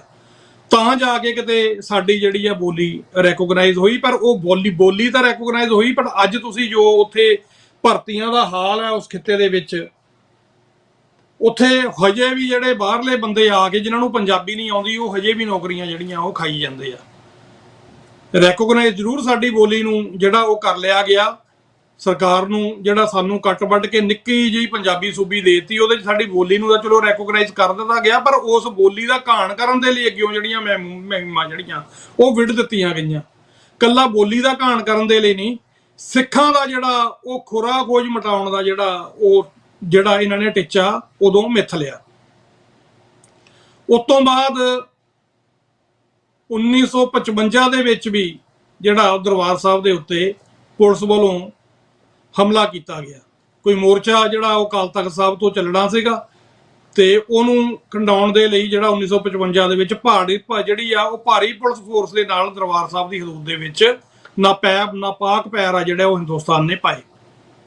ਤੇ ਉਦੋਂ ਦੇ ਜਿਹੜਾ ਉੱਥੇ ਉਦੋਂ ਦਾ ਜਿਹੜਾ ਕਮਿਸ਼ਨਰ ਸੀ ਉੱਥੇ ਭਾਰਗਵ ਉਹਦਾ ਨਾਂ ਸੀ ਸ਼ਾਇਦ, ਉਹਨੇ ਫਿਰ ਮਾਫੀ ਵੀ ਮੰਗੀ ਇਸ ਚੀਜ਼ ਦੀ। ਮੇਰਾ ਖਿਆਲ ਉਹ CM ਸੀ, ਹਾਂਜੀ CM ਸੀ ਉਸ ਵੇਲੇ ਭਾਰਗਵ, ਉਹਨੇ ਮਾਫੀ ਵੀ ਮੰਗੀ। ਉਸ ਤੋਂ ਬਾਅਦ ਅਸੀਂ ਦੇਖਦੇ ਹਾਂ ਕਿ 78 ਤੱਕ ਆਉਂਦੇ ਆ ਜਿਹੜਾ ਉਹ ਫਿਰ ਹਿਸਾਬ ਲਾ ਲਿਆ ਹਿੰਦੂਤਵਾ ਗੌਰਮੈਂਟ ਨੇ ਵੀ ਸਿੱਖਿਆ ਜਿਹੜੇ ਇਹਨਾਂ ਨੂੰ ਅਸੀਂ ਏਦਾਂ ਲੜ ਕੇ ਨਹੀਂ ਖਤਮ ਕਰ ਸਕਦੇ, ਇਹਨਾਂ ਦੇ ਖਿਲਾਫ ਸਿੱਖਾਂ ਚੋਂ ਦਮਛੱਲੇ ਖੜੇ ਕਰੋ।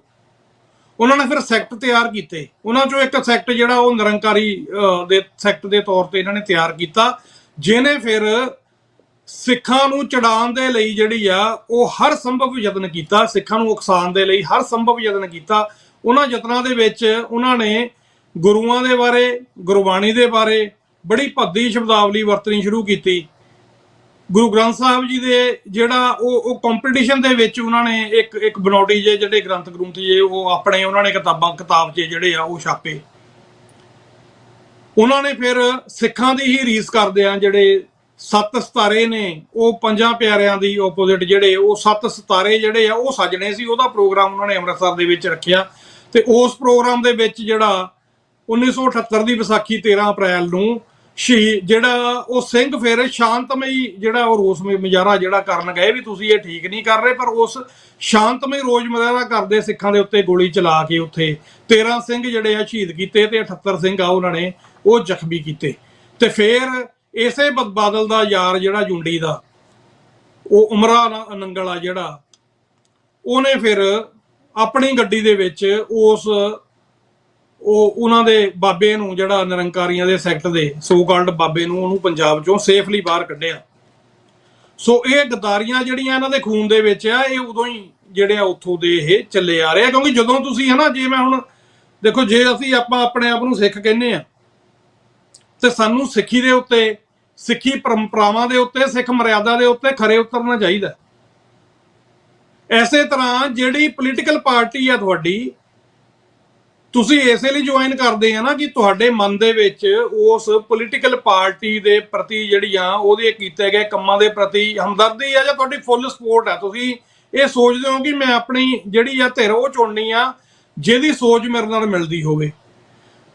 ਤੇ ਜਿਹੜੇ ਲੋਕਾਂ ਦੀ ਸੋਚ ਉਹਨਾਂ ਬੰਦਿਆਂ ਨਾਲ ਮਿਲਦੀ ਆ ਜਿਨ੍ਹਾਂ ਦੇ ਸਰਕਾਰ ਹੁੰਦੇ ਆ, ਉੱਥੇ ਸਿੱਖਾਂ ਦਾ ਕਤਲੇਆਮ ਹੁੰਦਾ ਤੇ ਦੋਸ਼ੀਆਂ ਨੂੰ ਉਹਨਾਂ ਨੇ ਆਪਣੀਆਂ ਸਪੈਸ਼ਲ ਗੱਡੀਆਂ ਦੇ ਵਿੱਚ ਬਿਠਾ ਕੇ ਪੰਜਾਬ ਚੋਂ ਬਾਹਰ ਕੱਢਿਆ ਹੋਵੇ। ਔਰ ਇਹੀ ਵਰਤਾਰਾ ਜਿਹੜਾ ਉਹ ਭਾਈ ਜਸਪਾਲ ਸਿੰਘ ਚੌੜ ਸਿੱਧਵਾਂ ਦੇ ਜਿਹੜਾ ਸ਼ਹੀਦੀ ਹੋਈ ਆ, ਉਹ ਵੀ ਇਸੇ ਸਰਕਾਰ ਦੀ, ਉਦੋਂ ਵੀ ਖੋਤੀ ਬਾਦਲ ਦੀ ਸਰਕਾਰ।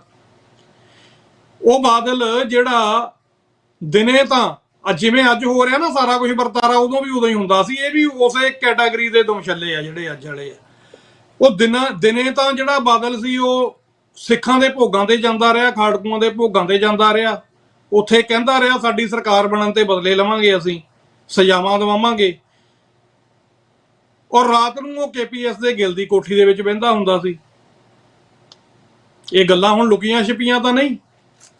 ਇਹ ਪੰਜਾਬ ਦਾ ਬੁੱਚੜ KPS ਗਿੱਲ ਆ ਜਿਹੜੀ, ਉਹ ਸਰਬਜੀਤ ਸਿੰਘ ਘਮਾਣ ਹੁਣਾਂ ਦੀ ਤੁਸੀਂ ਕਿਤਾਬ ਪੜ੍ਹੋ ਤਾਂ ਸਾਰੇ ਹਵਾਲੇ ਉਹਦੇ 'ਚ ਇਸ ਚੀਜ਼ ਦੇ ਜਿਹੜੇ ਉਹ ਮਿਲਦੇ ਆ। ਤੇ ਅੱਜ ਕੱਲ ਵੀ ਵਰਤਾਰਾ ਇਹੀ ਆ ਵੀ ਜਦੋਂ ਤੁਸੀਂ ਗੁਰਦੁਆਰੇ ਦੀ ਹਦੂਦ ਦੇ ਵਿੱਚ ਹੋਣਾ ਉਦੋਂ ਤੁਸੀਂ ਖਾਲਿਸਤਾਨੀ ਆ ਜਾਂ ਤੁਸੀਂ ਬਹੁਤ ਵੱਡੇ ਪੰਥਕ ਆ। ਜਦੋਂ ਤੁਸੀਂ ਉਹ ਤੋਂ ਬਾਹਰ ਚਲ ਜਾਣਾ ਫਿਰ ਸਾਰੇ ਜਿਹੜੇ ਕੁੱਤੇ ਬਿੱਲੇ ਤੁਹਾਡੇ ਯਾਰ ਆ। ਫਿਰ ਤੁਸੀਂ ਜੇ ਸਿੱਖ ਕੋਈ ਉਹਦੀ ਨਿਸ਼ਾਨਦੇਹੀ ਕਰਦਾ ਉਹ ਤੇ ਤੁਸੀਂ ਮੁਕੱਦਮੇ ਕਰਦੇ ਆ।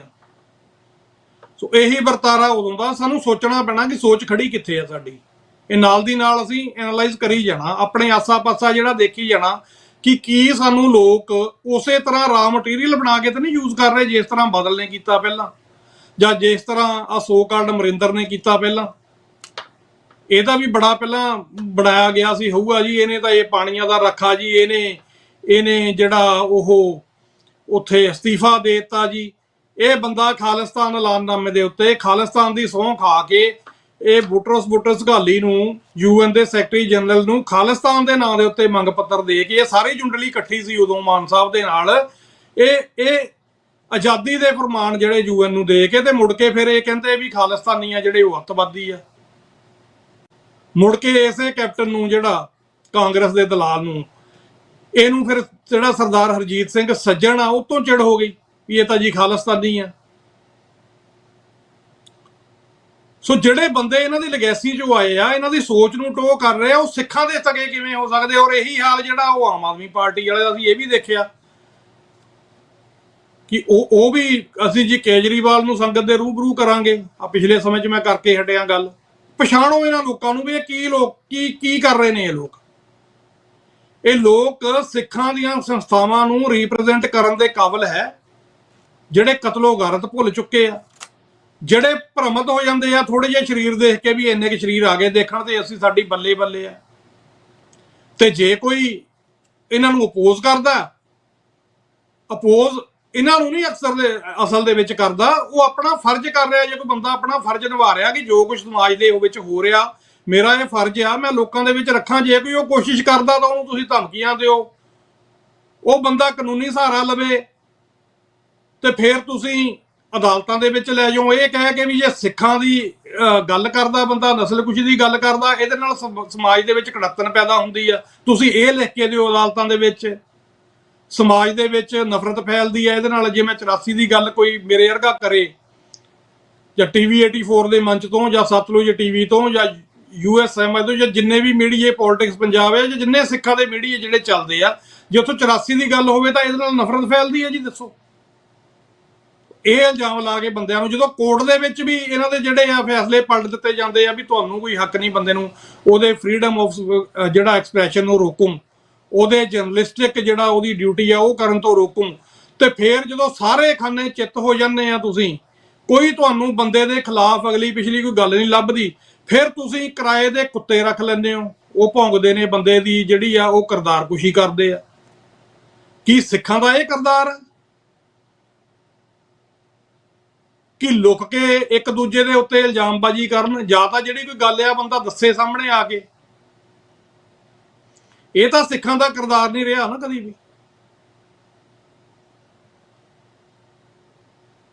ਵੀ ਤੁਸੀਂ ਸਿਰਫ ਇਸ ਗੱਲ ਤੇ ਵੀ ਕੋਈ ਸੱਚ ਕਿਉਂ ਬੋਲ ਰਿਹਾ ਉਹਦੇ ਪਿੱਛੇ ਤੁਸੀਂ ਪਹਾੜੇ ਦੇ ਕੁੱਤੇ ਲਾ ਦਿਓ ਵੀ ਇਹਦੇ ਵੱਖ-ਵੱਖ ਪਲੇਟਫਾਰਮਾਂ ਤੇ ਜਾ ਕੇ ਇਸ ਬੰਦੇ ਦੇ ਖਿਲਾਫ। ਪਰ ਅਸੀਂ ਜਿਹੜੇ ਵੰਸ਼ਜ ਆ, ਜਿਹੜੀ ਉਮਤ ਆ, ਅਸੀਂ ਜਿਹੜੇ ਵਿਰਸੇ ਦੇ ਅਸੀਂ ਜਿਹੜੇ ਪਹਿਰੇਦਾਰ ਆ, ਉਹ ਗੁਰੂ ਨਾਨਕ ਦਾ ਵਿਰਸਾ, ਜਿਨ੍ਹਾਂ ਬਾਰੇ ਗੁਰੂ ਨਾਨਕ ਸਾਹਿਬ ਉਹ ਆਪ ਲਿਖਦੇ ਆ, ਕਹਿੰਦੇ ਕੋਈ ਆਖੇ ਪੂਤਨਾ ਕੋ ਕਹੇ ਬਿਤਾਲਾ, ਕੋਈ ਆਖੇ ਆਦਮੀ ਨਾਨਕ ਵਿਚਾਰਾ। ਅਸੀਂ ਉਸ ਗੁਰੂ ਨਾਨਕ ਪਾਤਸ਼ਾਹ ਦੇ ਵਾਰਿਸ ਆ, ਉਸ ਲੈਗੇਸੀ ਦੇ ਜਿਹੜੇ ਅਸੀਂ ਵਾਰਿਸ ਆ, ਜਿਨ੍ਹਾਂ ਨੇ ਬਾਬਰ ਦਾ ਘੋੜਾ ਫੜ ਕੇ ਵੀ ਉਹਨੂੰ ਜਾਬਰ ਕਹਿ ਦਿੱਤਾ ਸੀ। ਉਹਦੇ ਲਈ ਫਿਰ ਚਾਹੇ ਜੇਲ੍ਹ ਜਾਣਾ ਪਵੇ, ਚਾਹੇ ਲੋਕਾਂ ਕੋਲ ਗੱਲਾਂ ਕਹਾਣੀਆਂ ਪੈਣ, ਉਹਨਾਂ ਨੂੰ ਕੋਈ ਫਰਕ ਨਹੀਂ ਪੈਂਦਾ।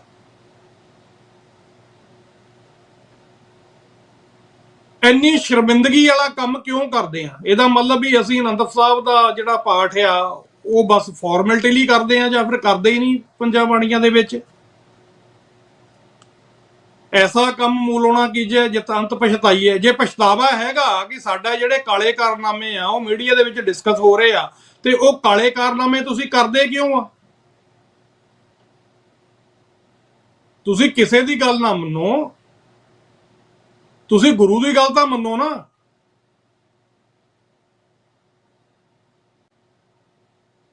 ਮੈਨੂੰ ਸਾਡੇ ਅਦਾਰਿਆਂ ਦੇ ਵਿੱਚ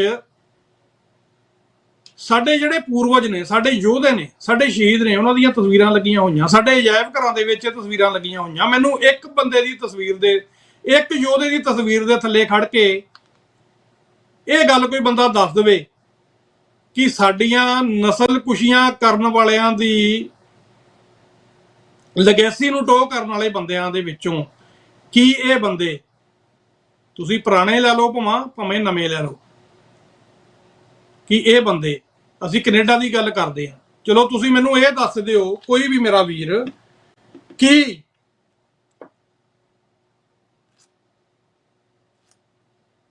ਭਾਈ ਨਿੱਜਰ, ਭਾਈ ਹਰਦੀਪ ਸਿੰਘ ਨਿੱਜਰ ਉਸ ਕਿਸੇ ਬੰਦੇ ਨੂੰ ਫੁੱਲਾਂ ਦੇ ਗੁਲਦਸਤੇ ਜਾਂ ਸਰੋਪੇ ਜਾਂ ਸ਼ੀਲਡਾਂ ਦੇ ਸਕਦਾ ਸੀ ਜਿਹਦਾ ਸੰਬੰਧ ਕਾਂਗਰਸ ਨਾਲ ਹੋਵੇ ਅਜੇ ਤੱਕ?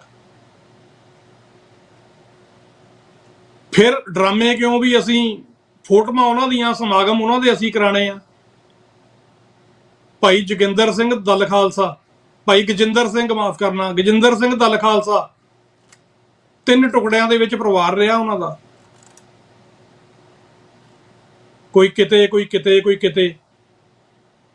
ਆਪਣੀ ਮਿੱਟੀ ਆ ਜਿਹੜੀ ਗੁਰੂਆਂ ਦੀ ਸ਼ੋਅ ਪ੍ਰਾਪਤ, ਉਹਦੇ ਵਿੱਚ ਸੰਸਕਾਰ ਜਿਹੜਾ ਉਹਨਾਂ ਨੂੰ ਉੱਥੇ, ਚਲੋ ਵੈਸੇ ਤਾਂ ਜਿਹੜੀ ਪਾਕਿਸਤਾਨ ਦੀ ਮਿੱਟੀ ਆ ਵੈਸੇ ਉਹ ਵੱਧ ਸ਼ੋਅ ਪ੍ਰਾਪਤ ਆ ਗੁਰੂਆਂ ਦੀ, ਚਲੋ ਇਹ ਮੇਰੇ ਕੋਲ ਗਲਤ ਕਹਿ ਹੋ ਗਿਆ, ਪਰ ਪੰਜਾਬ ਵਾਪਸ ਨਹੀਂ ਉਹਨਾਂ ਕੋਲ ਆ ਹੋਇਆ। ਹਰਮੰਦਰ ਦੇ ਦਰਸ਼ਨ ਇਸ਼ਨਾਨ ਨਹੀਂ ਕਰ ਹੋਏ ਉਹਨਾਂ ਕੋਲ ਆਖਰੀ ਦਮ ਤੱਕ। ਕੀ ਭਾਈ ਜੋਗਿੰਦਰ ਸਿੰਘ ਬਾਰੇ ਤੁਸੀਂ ਤਵੱਕੁ ਕਰ ਸਕਦੇ ਹੋ ਵੀ ਉਹ ਕਿਸੇ ਭਾਰਤੀ ਤੰਤਰ ਦੇ ਵਿੱਚ ਵਿਚਰ ਰਹੇ ਪੁਰਜੇ ਨੂੰ ਉਹ ਕਿਤੇ ਸੋ ਕਾਲਡ ਸਨਮਾਨ ਦੇ ਦੇਣ, ਕੋਈ ਉਹਨੂੰ ਸ਼ੀਲਡ ਦੇ ਦੇਣ, ਸਰੋਪਾ ਦੇ ਦੇਣ, ਜਾਂ ਉਹਨਾਂ ਕੋਈ ਫੋਟੋ ਖਿਚਾ ਲੈਣ ਵੀ ਮੈਂ ਜੀ ਨਹੀਂ ਇਹ ਮੇਰੇ ਫਲਾਣੇ ਰਿਸ਼ਤੇਦਾਰ ਦਾ? ਤੋਂ ਮਾੜਾ ਮੋਟਾ ਨਾ, ਮਾੜਾ ਮੋਟਾ ਫਰੀਦਾ ਜੇ ਤੂੰ ਅਕਲ ਲਤੀਫ ਕਾਲੇ ਲਿਖਣਾ ਲੇਖ, ਆਪਣ ਵੀ ਗਰਵਾਨ ਮੇ ਸਿਰ ਨੀਮਾ ਕਰ ਵੇਖ। ਅਸੀਂ ਸਿਰ ਨੀਮਾ ਕਰ ਵੇਖੀਏ ਕਿ ਜਿਨ੍ਹਾਂ ਸ਼ਹੀਦਾਂ ਦੀਆਂ ਸ਼ਹਾਦਤਾਂ ਦੇ ਉੱਤੇ ਅਸੀਂ ਨਾਅਰੇ ਮਾਰ ਕੇ ਆਪਣੇ ਢਗਵੰਜ ਜਿਹੇ ਰਚੇ ਹੋਏ ਆ ਪ੍ਰਧਾਨਗੀਆਂ ਦੇ, ਜਥੇਦਾਰੀਆਂ ਦੇ ਜਾਂ ਚੌਧਰਾਂ ਦੇ, ਕੀ ਉਹ ਲੋਕ ਇਸ ਕੰਮ ਦੀ ਇਜਾਜ਼ਤ ਦੇ ਦਿੰਦੇ ਜੋ ਸਾਡੇ ਵਿੱਚ ਹੁੰਦੇ? ਇੰਨੀ ਕੀ ਗੱਲ ਹੈ।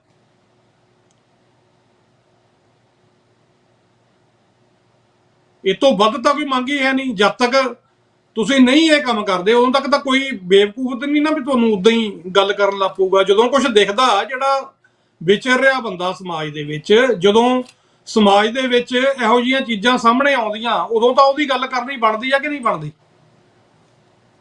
ਤੋ ਗੁਰਮੀਤ ਸਿੰਘ YouTube ਤੇ ਖਾਲਿਸਤਾਨ ਜਿੰਦਾਬਾਦ ਕਹਿੰਦੇ ਨੇ ਜੀ, ਖਾਲਿਸਤਾਨ ਜਿੰਦਾਬਾਦ। ਗੁਰਮੀਤ ਸਿੰਘ SF ਜੀ ਜਿੰਦਾਬਾਦ ਜੀ। ਜਿੰਮੀ ਗਿੱਲ ਕਹਿੰਦੇ ਨੇ ਜੀ ਵਾਹਿਗੁਰੂ ਜੀ, ਧੰਨਵਾਦ ਜੀ। ਹरून ਫ੍ਰੀ ਖਾਲਿਸਤਾਨ ਜੀ। ਸੋ ਗੁਰਮੀਤ ਸਿੰਘ ਅੱਗੇ ਕਹਿੰਦੇ ਨੇ USA UK Ukraine Canada Australia ਜ਼ਿੰਦਾਬਾਦ ਜੀ, ਧੰਨਵਾਦ ਜੀ। ਸੋ ਇਹ ਗੱਲਾਂ ਜਿਹੜੀਆਂ ਆਪਾਂ ਵੀਰੋ ਇਹ ਸਾਨੂੰ ਸੋਚਣੀਆਂ ਬਣਦੀਆਂ ਤੇ ਸਾਨੂੰ ਇਹ ਦੇਖਣਾ ਚਾਹੀਦਾ। ਕਈ ਵਾਰੀ ਜਿਹੜਾ ਕੰਮ ਅਸੀਂ ਖੁੱਲ ਕੇ ਨਹੀਂ ਕਰ ਸਕਦੇ ਹੁੰਦੇ ਨਾ, ਅਸੀਂ ਸਾਇਲੈਂਸਲੀ ਕਰ ਸਕਦੇ ਹੁੰਦੇ ਆ। ਤੁਸੀਂ ਨਿਗਾਹ ਜ਼ਰੂਰ ਰੱਖੋ, ਤੁਸੀਂ ਦੇਖੋ, ਤੁਹਾਨੂੰ ਕੋਈ ਜਾਲੀ ਆਈਡੀਆਂ ਤੋਂ, ਕੋਈ ਜਾਲੀ ਟਿਕਟੋਕਾਂ ਤੋਂ ਤੁਹਾਡੇ ਬਾਰੇ ਜਾਂ ਹੋਰ ਆਲੇ ਦੁਆਲੇ ਬਾਰੇ ਕੀ ਨੈਰੇਟਿਵ ਦੇ ਰਿਹਾ, ਉਹਦੇ ਤੇ ਜਿਹੜਾ ਜਾਣਾ ਨਾ ਉਹ ਸ਼ੋਭਦਾ ਨਹੀਂ। ਜੇ ਕਿਸੇ ਨੇ ਗੱਲ ਕਰਨੀ ਹੈ ਉਹ ਆਪਣੀ ਅਸਲੀ ਆਈਡੀ ਤੇ ਆਵੇ, ਆਪ ਬੋਲੇ। ਜਿਹਦੇ ਪੱਲੇ ਸੱਚ ਹੁੰਦਾ ਉਹ ਪਹਾੜੇ ਦੇ ਟੱਟੂ ਨਹੀਂ ਰੱਖਦਾ ਹੁੰਦਾ ਟ੍ਰੋਲਿੰਗ ਕਰਾਉਣ ਦੇ ਲਈ। ਉਹ ਸੱਚ ਖੁਦ ਪਬਲਿਕਲੀ ਆ ਕੇ ਬੋਲਦਾ ਹੁੰਦਾ। ਉਸ ਬੰਦੇ ਦਾ ਯਕੀਨ ਆ ਜਿਹੜਾ, ਮੈਂ ਕਹਿੰਦਾ ਉਸ ਬੰਦੇ ਦਾ ਯਕੀਨ ਨਾ ਬਣਾ ਕਰਿਆ ਕਰੋ, ਉਹਦੀ ਗੱਲ ਦੇਖਿਆ ਕਰੋ ਕਿ ਜਿਹੜੀ ਉਹ ਗੱਲ ਕਰ ਰਿਹਾ ਬੰਦਾ, ਉਹ ਚਾਹੇ ਮੈਂ ਚਾਹੇ ਕੋਈ ਵੀ ਆ, ਕੋਈ ਮੀਡੀਆਕਾਰ ਹੈ, ਕੋਈ ਐਕਟਿਵਿਸਟ ਆ ਜਾਂ ਕੋਈ ਹੋਰ ਸਮਾਜ ਦੇ ਵਿੱਚ ਵਿਚਰਨ ਵਾਲਾ ਬੰਦਾ, ਤੁਸੀਂ ਦੇਖਿਆ ਕਰੋ ਕਿ ਜਿਹੜੇ ਕਾਰਜ ਉਹ ਕਰ ਰਿਹਾ ਕੀ ਉਹ ਕਾਰਜ ਹੈ ਕਿ ਕਰਤੂਤ ਹੈ। ਕਰਤੂਤ ਪਸ਼ੂ ਕੀ ਮਾਨਸ ਜਾਤ, ਕਿਸੇ ਐਸ ਬਿਰਤੀ ਦੇ ਬੰਦੇ ਤੇ ਨਹੀਂ ਉਹ ਚਾਹੇ ਮੈਂ ਹੋਵਾਂ ਜਾਂ ਕੋਈ ਵੀ ਹੋਵੇ। ਇਹ ਜਿਹੜੇ ਭਰਮ ਭੁਲੇਖੇ ਪਾਲੇ ਹੋਏ ਆ ਨਾ ਪੈਸੇ ਦੇ ਦਮ ਦੇ ਨਾਲ ਜਾਂ ਗਰੁੱਪ ਬਣਾ ਕੇ ਉਸ ਦਮ ਦੇ ਨਾਲ, ਇਹਨਾਂ ਤੋਂ ਭਾਈ ਜਿਹੜੇ ਪੈਸੇ ਦਾ ਪ੍ਰਭਾਵ ਕੂਲਣ ਵਾਲੇ ਬੰਦੇ ਹੋਣਗੇ, ਜਿਹੜੇ ਮਨਮੁਖ ਬੰਦੇ ਹੋਣਗੇ, ਸ਼ਾਇਦ ਉਹ ਕਬੂਲਦੇ ਹੋਣਗੇ ਪ੍ਰਭਾਵ, ਉਹ ਡਰਦੇ ਵੀ ਹੋਣਗੇ ਇਹਨਾਂ ਚੀਜ਼ਾਂ ਤੋਂ ਜਾਂ ਕੋਈ ਗਰਜ਼ ਵੀ ਹੋਊਗੀ। ਪਰ ਗੁਰਮੁਖ ਬੰਦੇ ਆ ਨਾ ਜਿਹੜੇ, ਉਹਨਾਂ ਨੂੰ ਇਹਨਾਂ ਚੀਜ਼ਾਂ ਦਾ ਕੋਈ ਫਰਕ ਨਹੀਂ ਪੈਂਦਾ। ਮੇਰਾ ਖਿਆਲ ਆ ਇਹ ਗੱਲ ਤੁਹਾਨੂੰ ਸਮਝ ਲੈਣੀ ਚਾਹੀਦੀ ਹੈ। ਜਿੰਨੀ ਜਲਦੀ ਸਮਝ ਲਓ ਉਨੀ ਜਲਦੀ ਜਿਹੜੀ ਤੁਹਾਡੀ એનર્ਜੀ ਆ ਜਿਹੜੀ ਪੁੱਠੇ ਕੰਮਾਂ 'ਚ ਲੱਗ ਰਹੀ ਆ ਉਹ ਕਿਸੇ ਕੌਮੀ ਫਾਇਦੇ ਦੇ ਵਿੱਚ ਲੱਗਣ ਲੱਗ ਪਵੇ। ਇਹੀ ਮੇਰੀ ਅਰਦਾਸ ਵੀ ਆ ਗੁਰੂ ਅੱਗੇ। ਤੇ ਜਾਂਦੇ ਜਾਂਦੇ ਇੱਕ ਵਾਰ ਫੇਰ ਮੈਂ ਉਮੀਦ ਕਰਦਾ ਕਿ ਮੈਂ ਕਿਸੇ ਦੇ ਦਿਲ ਨੂੰ ਜਿਹੜੀ ਆ ਉਹ ਜਾਣਬੁੱਝ ਕੇ ਠੇਸ ਨਹੀਂ ਪਹੁੰਚਾਈ ਹੋਊਗੀ। ਮੈਂ ਜਿਹੜੀਆਂ ਗੱਲਾਂ ਕਰਦਾ ਉਹ ਦਿਲ ਦੇ ਜਜ਼ਬਾਤ ਨੇ ਤੇ ਗੁਰੂ ਦੇ ਫਰਮਾਨ ਅਨੁਸਾਰ, ਗੁਰੂ ਦੇ ਆਸ਼ੇ ਅਨੁਸਾਰ, ਗੁਰੂ ਦੀਆਂ ਸਿੱਖਿਆਵਾਂ ਦੇ ਅਨੁਸਾਰ ਅਸੀਂ ਚੱਲਣ ਦੀ ਕੋਸ਼ਿਸ਼ ਕਰਦੇ ਹਾਂ। ਉਹ ਕੱਲਾ ਮੈਂ ਨਹੀਂ, ਜਿੰਨਾ ਵੀ ਪੰਥਕ ਮੀਡੀਆ ਜਿਹੜਾ ਬਹਿਰੂਪੀਆਂ ਦੇ ਚਿਹਰੇ ਨੰਗੇ ਕਰਦਾ ਉਹ ਰਾਹ ਦਸੇਰਾ ਬਣਦਾ। ਜਿਵੇਂ ਅਸੀਂ ਅੱਜ ਸਰਦਾਰ ਕਪੂਰ ਸਿੰਘ ਉਹਨਾਂ ਦੀ ਗੱਲ ਕਰਕੇ ਹਟੇ ਆ ਨਾ, ਅਸੀਂ ਉਹਨਾਂ ਨੂੰ ਕਿਉਂ ਯਾਦ ਕਰਦੇ ਆ? ਕਿਉਂਕਿ ਆਪਣਾ ਜੀਵਨ ਜਿਹੜਾ ਉਹਨਾਂ ਦਾ ਜਿੰਨੀਆਂ ਮਰਜ਼ੀ ਕਠਿਨਾਈਆਂ ਦੇ ਵਿੱਚੋਂ, ਜਿੰਨੀਆਂ ਮਰਜ਼ੀ ਮੁਸੀਬਤਾਂ ਦੇ ਵਿੱਚੋਂ ਲੰਘਿਆ ਹੋਵੇ, ਪਰ ਉਹਨਾਂ ਨੇ ਗੁਰੂ ਆਸ਼ੇ ਅਨੁਸਾਰ ਸੱਚ ਬੋਲਣਾ ਜਿਹੜਾ ਉਹ ਨਹੀਂ ਛੱਡਿਆ। ਉਹਦੇ ਲਈ ਜਿਹੜੀ ਮਰਜ਼ੀ ਉਹਨਾਂ ਨੂੰ ਕੀਮਤ ਦੇਣੀ ਪਈ ਹੋਵੇ। ਭਾਈ ਗਜਿੰਦਰ ਸਿੰਘ ਦਲ ਖਾਲਸਾ ਦੀ ਅਸੀਂ ਗੱਲ ਕੀਤੀ ਆ, ਉਹਨਾਂ ਨੇ ਮਰਦੇ ਦਮ ਤੱਕ ਈਣ ਨਹੀਂ ਮੰਨੀ। ਅੱਜ ਅਮਿਤ ਸ਼ਾਹ ਆ ਉਹ ਇੰਨੀ ਤਕਲੀਫ ਆ ਉਹਨੂੰ ਉਸ ਪਾਰਲੀਮੈਂਟ ਦੇ ਵਿੱਚ, ਕਹਿੰਦਾ ਯਾਰ ਇਹ ਮਾਫੀ ਤਾਂ ਮੰਗਦੇ ਹੀ ਨਹੀਂ, ਅਸੀਂ ਇਹਨੂੰ ਛੱਡੀਏ ਕਿੱਦਾਂ ਜੇਲ੍ਹਾਂ ਚੋਂ? ਦੋ ਲਫ਼ਜ਼ ਹੀ ਨੇ ਨਾ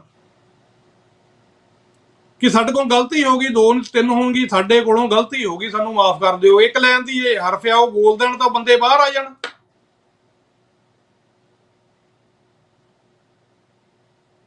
ਪਰ ਉਹ ਨਹੀਂ ਇਦਾਂ ਕਰਦੇ, ਉਹ ਕਹਿੰਦੇ ਅੰਦਰ ਰਹਿ ਲਾਂਗੇ, ਸਿਰ ਨਹੀਂ ਝੁਕਾਉਣਾ। ਸੰਤ ਬਾਬਾ ਜਰਨੈਲ ਸਿੰਘ ਭਿੰਡਰਾਂ ਵਾਲਿਆਂ ਨੂੰ ਕਿਸੇ ਪੱਤਰਕਾਰ ਨੇ ਪੁੱਛਿਆ ਸੀ ਵੀ ਤੁਹਾਡੀ ਲੜਾਈ ਕੀ ਆ ਹਕੂਮਤ ਦੇ ਨਾਲ, ਤੁਹਾਡਾ ਰੌਲਾ ਕੀ ਆ? ਤੇ ਬਾਬਾ ਜੀ ਨੇ ਕਿਹਾ ਸੀ ਵੀ ਰੌਲਾ ਇੰਨਾ ਹੀ ਆ, ਇਹ ਕਹਿੰਦੇ ਆ ਗਾਂਧੀ ਨੂੰ ਪਿਓ ਕਹਿ, ਤੇ ਮੈਂ ਕਹਿੰਦਾ ਨਹੀਂ, ਮੈਂ ਤਾਂ ਗੁਰੂ ਗੋਬਿੰਦ ਸਿੰਘ ਜੀ ਨੂੰ ਪਿਓ ਕਹਿਣਾ। ਗਾਂਧੀ ਉਹਨਾਂ ਨੇ ਮੰਗੀਆਂ ਹੀ ਆ ਨਾ ਮਾਫੀਆਂ, ਪਰ ਬਾਬਾ ਜਰਨੈਲ ਸਿੰਘ ਖਾਲਸਾ ਭਿੰਡਰਾਂ ਵਾਲਾ ਮਰਦੇ ਮੁਜਾਹਦ, ਤੁਸੀਂ ਸੋਚ ਵੀ ਸਕਦੇ ਹੋ ਵੀ ਉਹ ਸਹੀ ਗੱਲ ਕਰਕੇ ਬਾਅਦ ਚ ਕਿਤੇ ਉਹਦੀ ਮਾਫੀ ਛੱਡੋ, ਕਿਤੇ ਕਹਿ ਵੀ ਦੇਣ ਵੀ ਨਹੀਂ ਮੈਨੂੰ ਏਦਾਂ ਨਹੀਂ ਕਹਿਣਾ ਚਾਹੀਦਾ ਹੁੰਦਾ, ਏਦਾਂ ਵੀ ਨਹੀਂ ਕਿਹਾ ਕਦੀ। ਛੋਟੇ ਸਾਹਿਬਜ਼ਾਦੇ, ਵੱਡੇ ਸਾਹਿਬਜ਼ਾਦੇ, ਕੀ ਆਫਰਾਂ ਨਹੀਂ ਹੋਣੀਆਂ ਉਹਨਾਂ ਨੂੰ।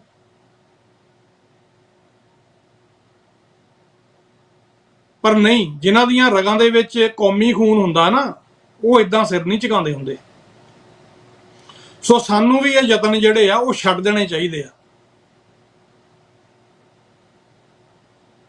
ਤੇ ਉਹਨਾਂ ਬੰਦਿਆਂ ਨੂੰ ਝੁਕਾਉਣ ਦੀ ਬਜਾਏ ਉਹਨਾਂ ਨੂੰ ਇਨਕਰੇਜ ਕਰਨਾ ਚਾਹੀਦਾ, ਜਿਹੜੇ ਬੰਦੇ ਨਹੀਂ ਝੁਕਦੇ ਕਿਸੇ ਦੇ ਮੂਹਰੇ। ਔਰ ਇਹ ਝੁਕਣੇ ਨਹੀਂ, ਇਹ ਜਿਹਦੇ ਜਿੰਨਾ ਵਹਿਮ ਆ ਕੱਢ ਕੇ ਦੇਖ ਲਵੇ। ਚਲੋ ਇਹ ਵੀ ਗੱਲ ਆ।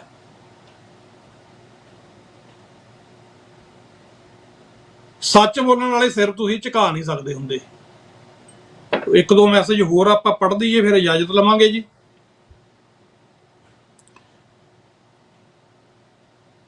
MPGA ਡਾਕਟਰ ਬਖਸ਼ੀਸ਼ ਸਿੰਘ ਜੀ, ਧੰਨਵਾਦ ਜੀ। ਤੇ ਹਰੂਨ ਕਹਿੰਦੇ ਨੇ Sikhs and Pashtun are like brother, ਧੰਨਵਾਦ ਜੀ। ਹਰੂਨ ਕਹਿੰਦੇ ਨੇ ਜੀ SFJ ਜਿੰਦਾਬਾਦ, ਧੰਨਵਾਦ ਜੀ ਬਹੁਤ ਬਹੁਤ।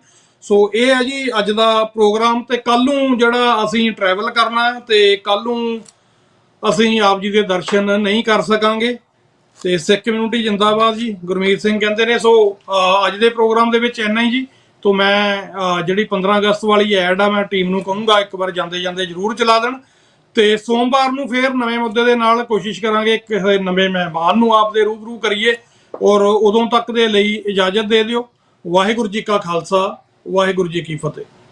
ਤੁਹਾਡੇ ਵਿਸ਼ਵਾਸ ਅਤੇ ਸਹਿਯੋਗ ਸਦਕਾ TV84 ਇੱਕ ਕਦਮ ਅੱਗੇ ਵਧਾਉਂਦਿਆਂ ਲਾਂਚ ਕਰਨ ਜਾ ਰਿਹਾ ਹੈ TV84 ਦੀ ਵੈਬਸਾਈਟ ਅਤੇ ਐਪ, ਜਿੱਥੇ ਤੁਹਾਨੂੰ ਜਾਣਕਾਰੀ ਮਿਲੇਗੀ ਦੁਨੀਆ ਭਰ ਵਿੱਚ ਚੱਲਦੇ ਸਿੱਖ ਸੰਘਰਸ਼ ਅਤੇ ਇਸ ਸੰਘਰਸ਼ ਨਾਲ ਜੁੜੀਆਂ ਘਟਨਾਵਾਂ ਬਾਰੇ।